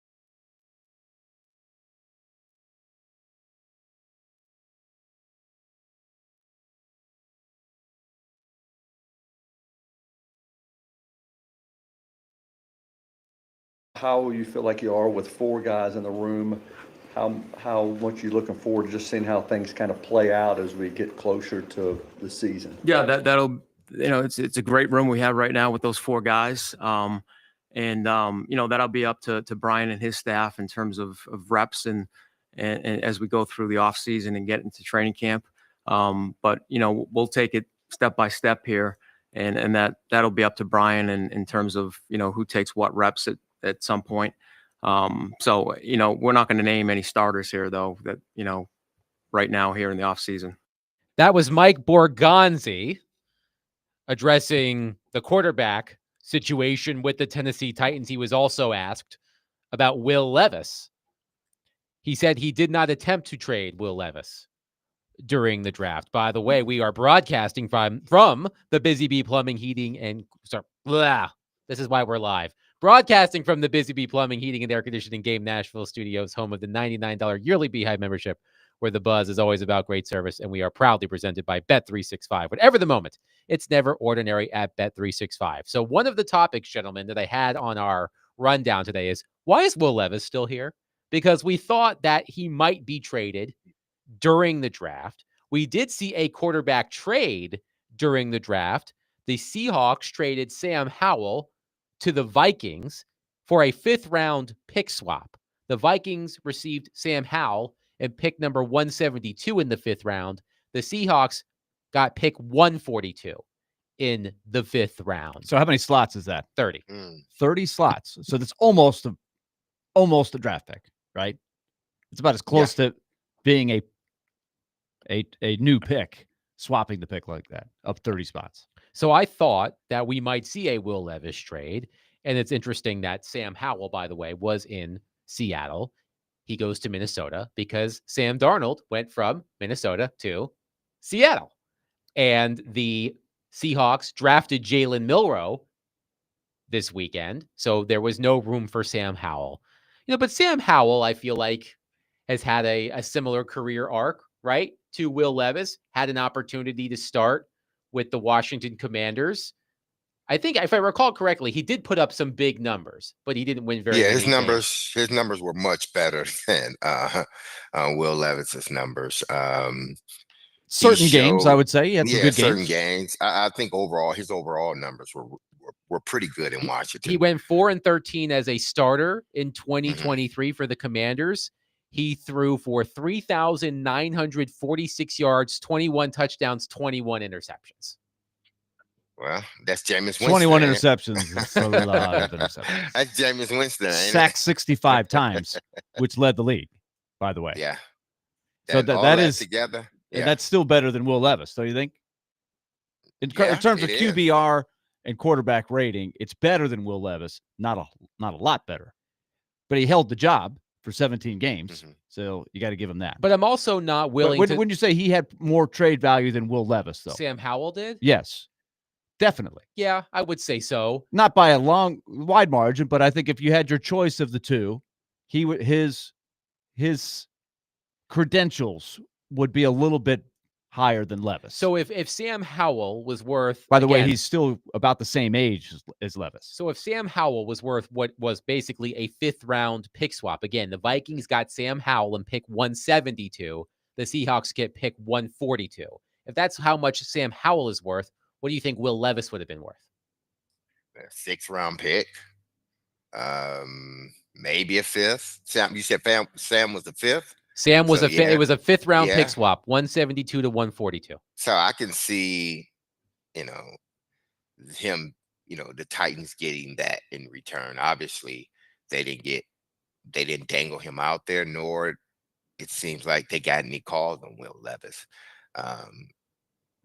But I tend to believe that if they had gotten called, I think the Titans would have been asking for possibly a 5th round or better. So to start. One thing to keep in mind, the Titans traded Malik Willis in late August. So just because Will Levis is still on the roster doesn't mean that he won't be traded before the season starts. Malik Willis was traded late in training camp.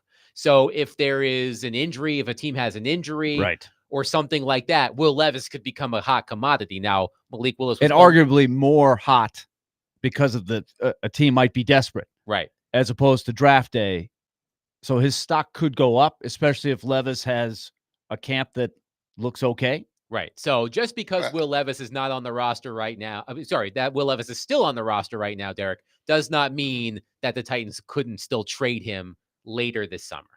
No, it doesn't. I would probably, now that he didn't get drafted, he didn't get traded during the draft, I will be looking for it. If it's going to happen, it's going to happen right around training camp, especially if, they start to see Cam Ward develop, and they see that it's more likely than not he's going to be their starting quarterback. I think they're going to be looking to move Will Levis then.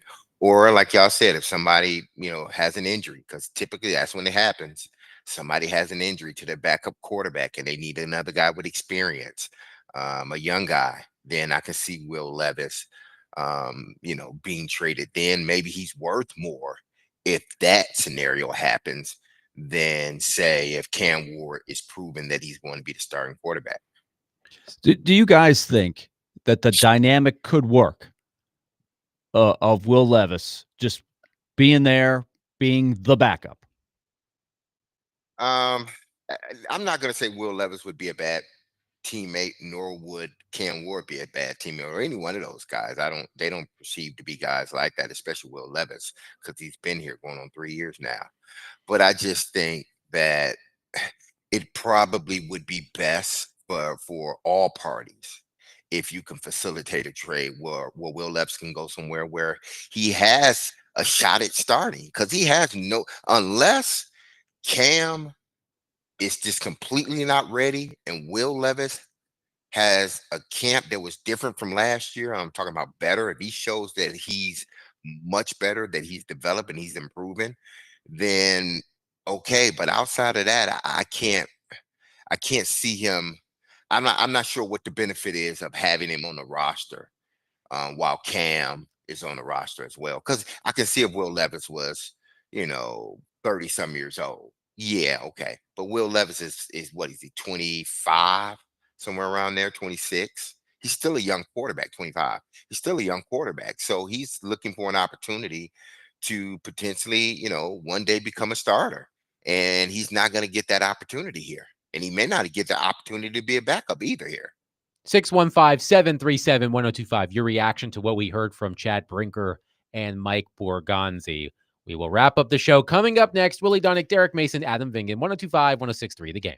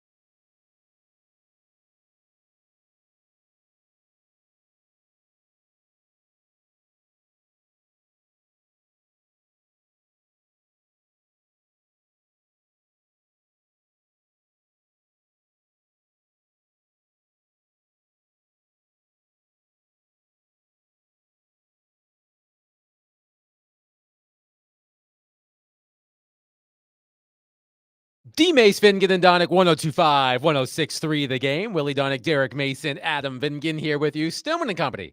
Coming up next, I'm sure Jared has a lot to say about the Titans draft class, and we can't wait to hear it starting at 2 o'clock. But before we go, I just want to talk about this absurd story. So you may have seen that Shedeur Sanders was the victim, for lack of a better word, of a prank phone call during the NFL draft process. The pranker pretended to be Saints general manager Mickey Loomis. Prank called Shedeur Sanders. It was then unveiled by the Atlanta Falcons that the son of Atlanta Falcons defensive coordinator Jeff Ulbrich admitted to the prank call made to Shedeur Sanders during the draft. Now, Ulbrich, you may remember, was the Jets' interim head coach last season after the Jets fired Robert Saleh. So, by the way, Jeff Ulbrich's son, his name is Jax, Jax. Strike one, as far as I'm concerned. I don't like the Jackson darts. That's neither here nor there. But Jax Ulbrich was responsible for the prank call. But apparently apparently Shedeur Sanders was not the only first round pick or not the only draftee that was subject to these prank calls. I think a couple of the first round picks were also victims of prank calls. And I know it seems weird to say victim and prank call because it is, it's a harmless thing, right? But however mean you might view it as, I mean, that is, to me, that's crossing the line, right? There's a prank where everybody laughs, and then a prank that really isn't funny, and that's kind of, by the way, one, I would say. The NFL is looking into the situation, specifically how Sanders' private phone number leaked.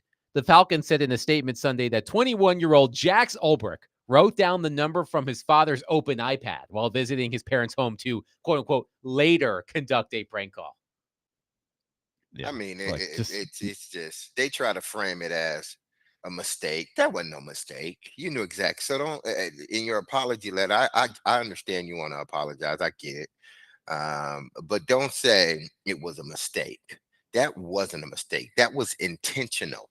That was premeditated because you got the number probably days prior or maybe even a week prior. So you premeditated to do this. So there was no mistake whatsoever. I'm not giving this kid a pass. The Atlanta Falcons need to be fined heavily. And, I'm not calling for the head. I'm not calling for the coach to be fired, but they need to sit down and have it, which I'm sure they have. They need to sit down and have a talk with him and his son. But the NFL needs to fine them heavy for this one.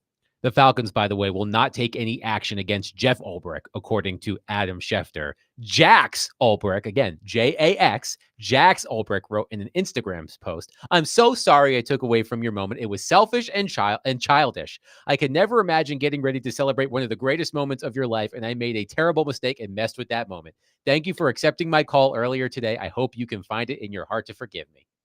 It wasn't a mistake. He did the right thing on the back end, but I agree with D-Mace. Like that's low. That's stooping really low.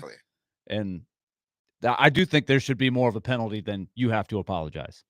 Exactly. Like this is one of those, like, you just don't do that. You don't do that. You don't do that. There's no pranks. I mean, some of these kids have gotten to a point where they throw all sort of, empathy or anything else out the window. And they would rather embarrass someone, than anything. And it's like, that's why I said that a lot of Falcons need to be fined heavy for this. If the league you got a chance to be proactive so this don't happen again.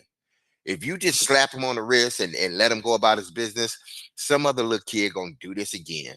But if you find the Atlanta Falcons heavy for this one, I guarantee you they will be thinking twice about prank calling somebody, especially a employee's child, a grown child at that. Yeah, he's 21. Exactly. Like, he know better. Does Jax go to school? Is he a frat boy? Like, wait, what's the deal? His name is Jax. Do I have to explain? I mean, that's what I'm saying. Like, I don't want to make assumptions about baseball, Jax, but I'm pretty sure. But like, what?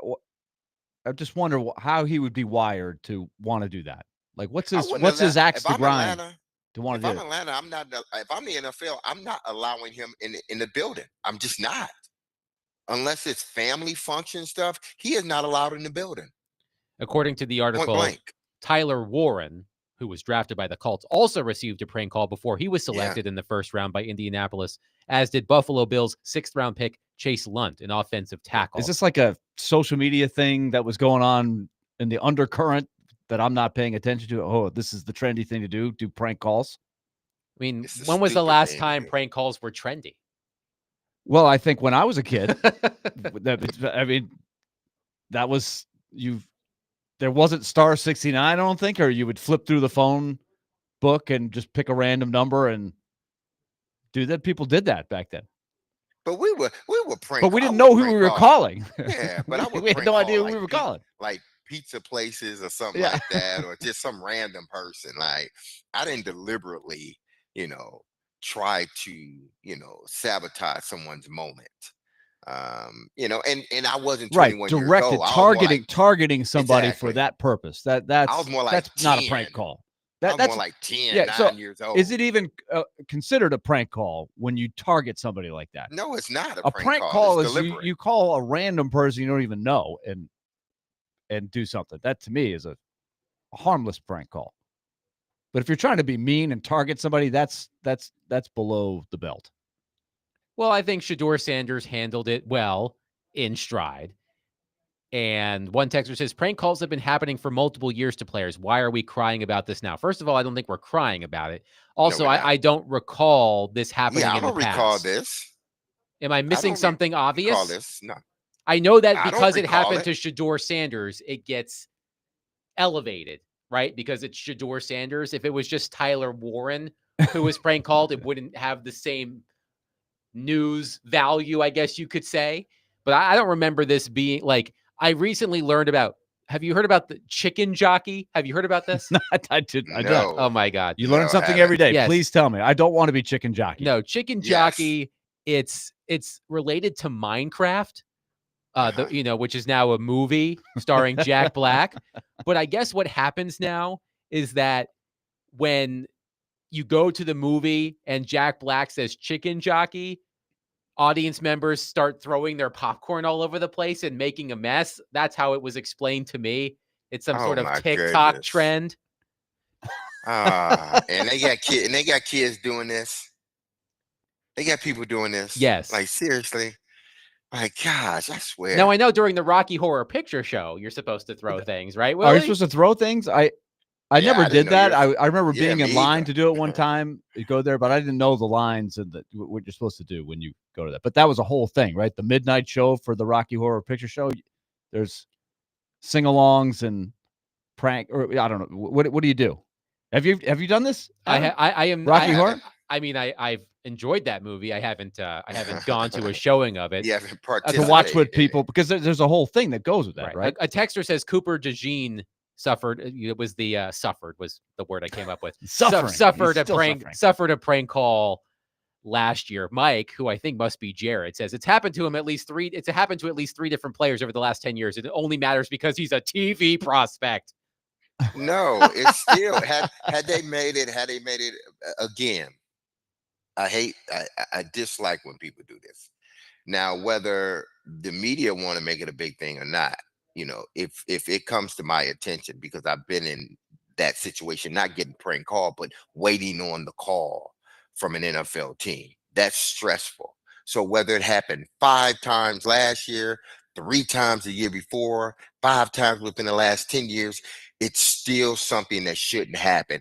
And Atlanta should be fined for it. And anybody else that thinks that they don't, then they don't understand this process. They've never been in a situation like this. So people want to laugh about it. Say, well, the only reason you bring it up is because it's Shedeur. Well, that's one reason. But if it was happening to other players, I would feel the same way because I've been in that seat waiting on that call to come. Like, you don't mess around with anybody like that. You just don't. So again, he shouldn't be allowed back in the building. His son in Atlanta should be fined heavy for this one. Skylar says Jax is only being looked at like a monster because it was Shedeur Sanders. Nobody is talking about who the caller was that pranked Tyler Warren. We're not making Jax. The point is whoever this. it The point was, is this. yes. I don't care whether it was Shedeur Sanders or not. Exactly. I love a good prank. I do. I love a good prank. That's a bad prank. Period. That's my point. That's a bad prank. Just imagine all those callers out there. Just imagine your kid, whatever it was. I mean, whether they were waiting on a call to see if they got selected to be in whatever, or they got accepted to whatever, and you're waiting there with your family, and you're already nervous and anxious, and somebody calls you, and they tell you something that isn't true. How would you feel? Just think about that. If you think it's ha-ha, then okay. All right, I get it. That means you don't take anything in your life seriously, But that is one of those moments, like Willie said, they've been doing prank calls forever. And then not just in situations like this. Hell, I did them when I was 8, 9 years old. But you don't deliberately, that was premeditated. You don't deliberately do that on that day, regardless if it was Shedeur Sanders or anybody else. Hey, Willie, is your refrigerator running? Well, you better go catch it. That'll do it for us today. No chicken jockeying out there, young men and women. Don't make a mess for your the local employees at your movie theater. But that'll do it for us today. Stillman and Company coming up next. Be love, people. Have a safe, blessed, and wonderful Monday. Peace.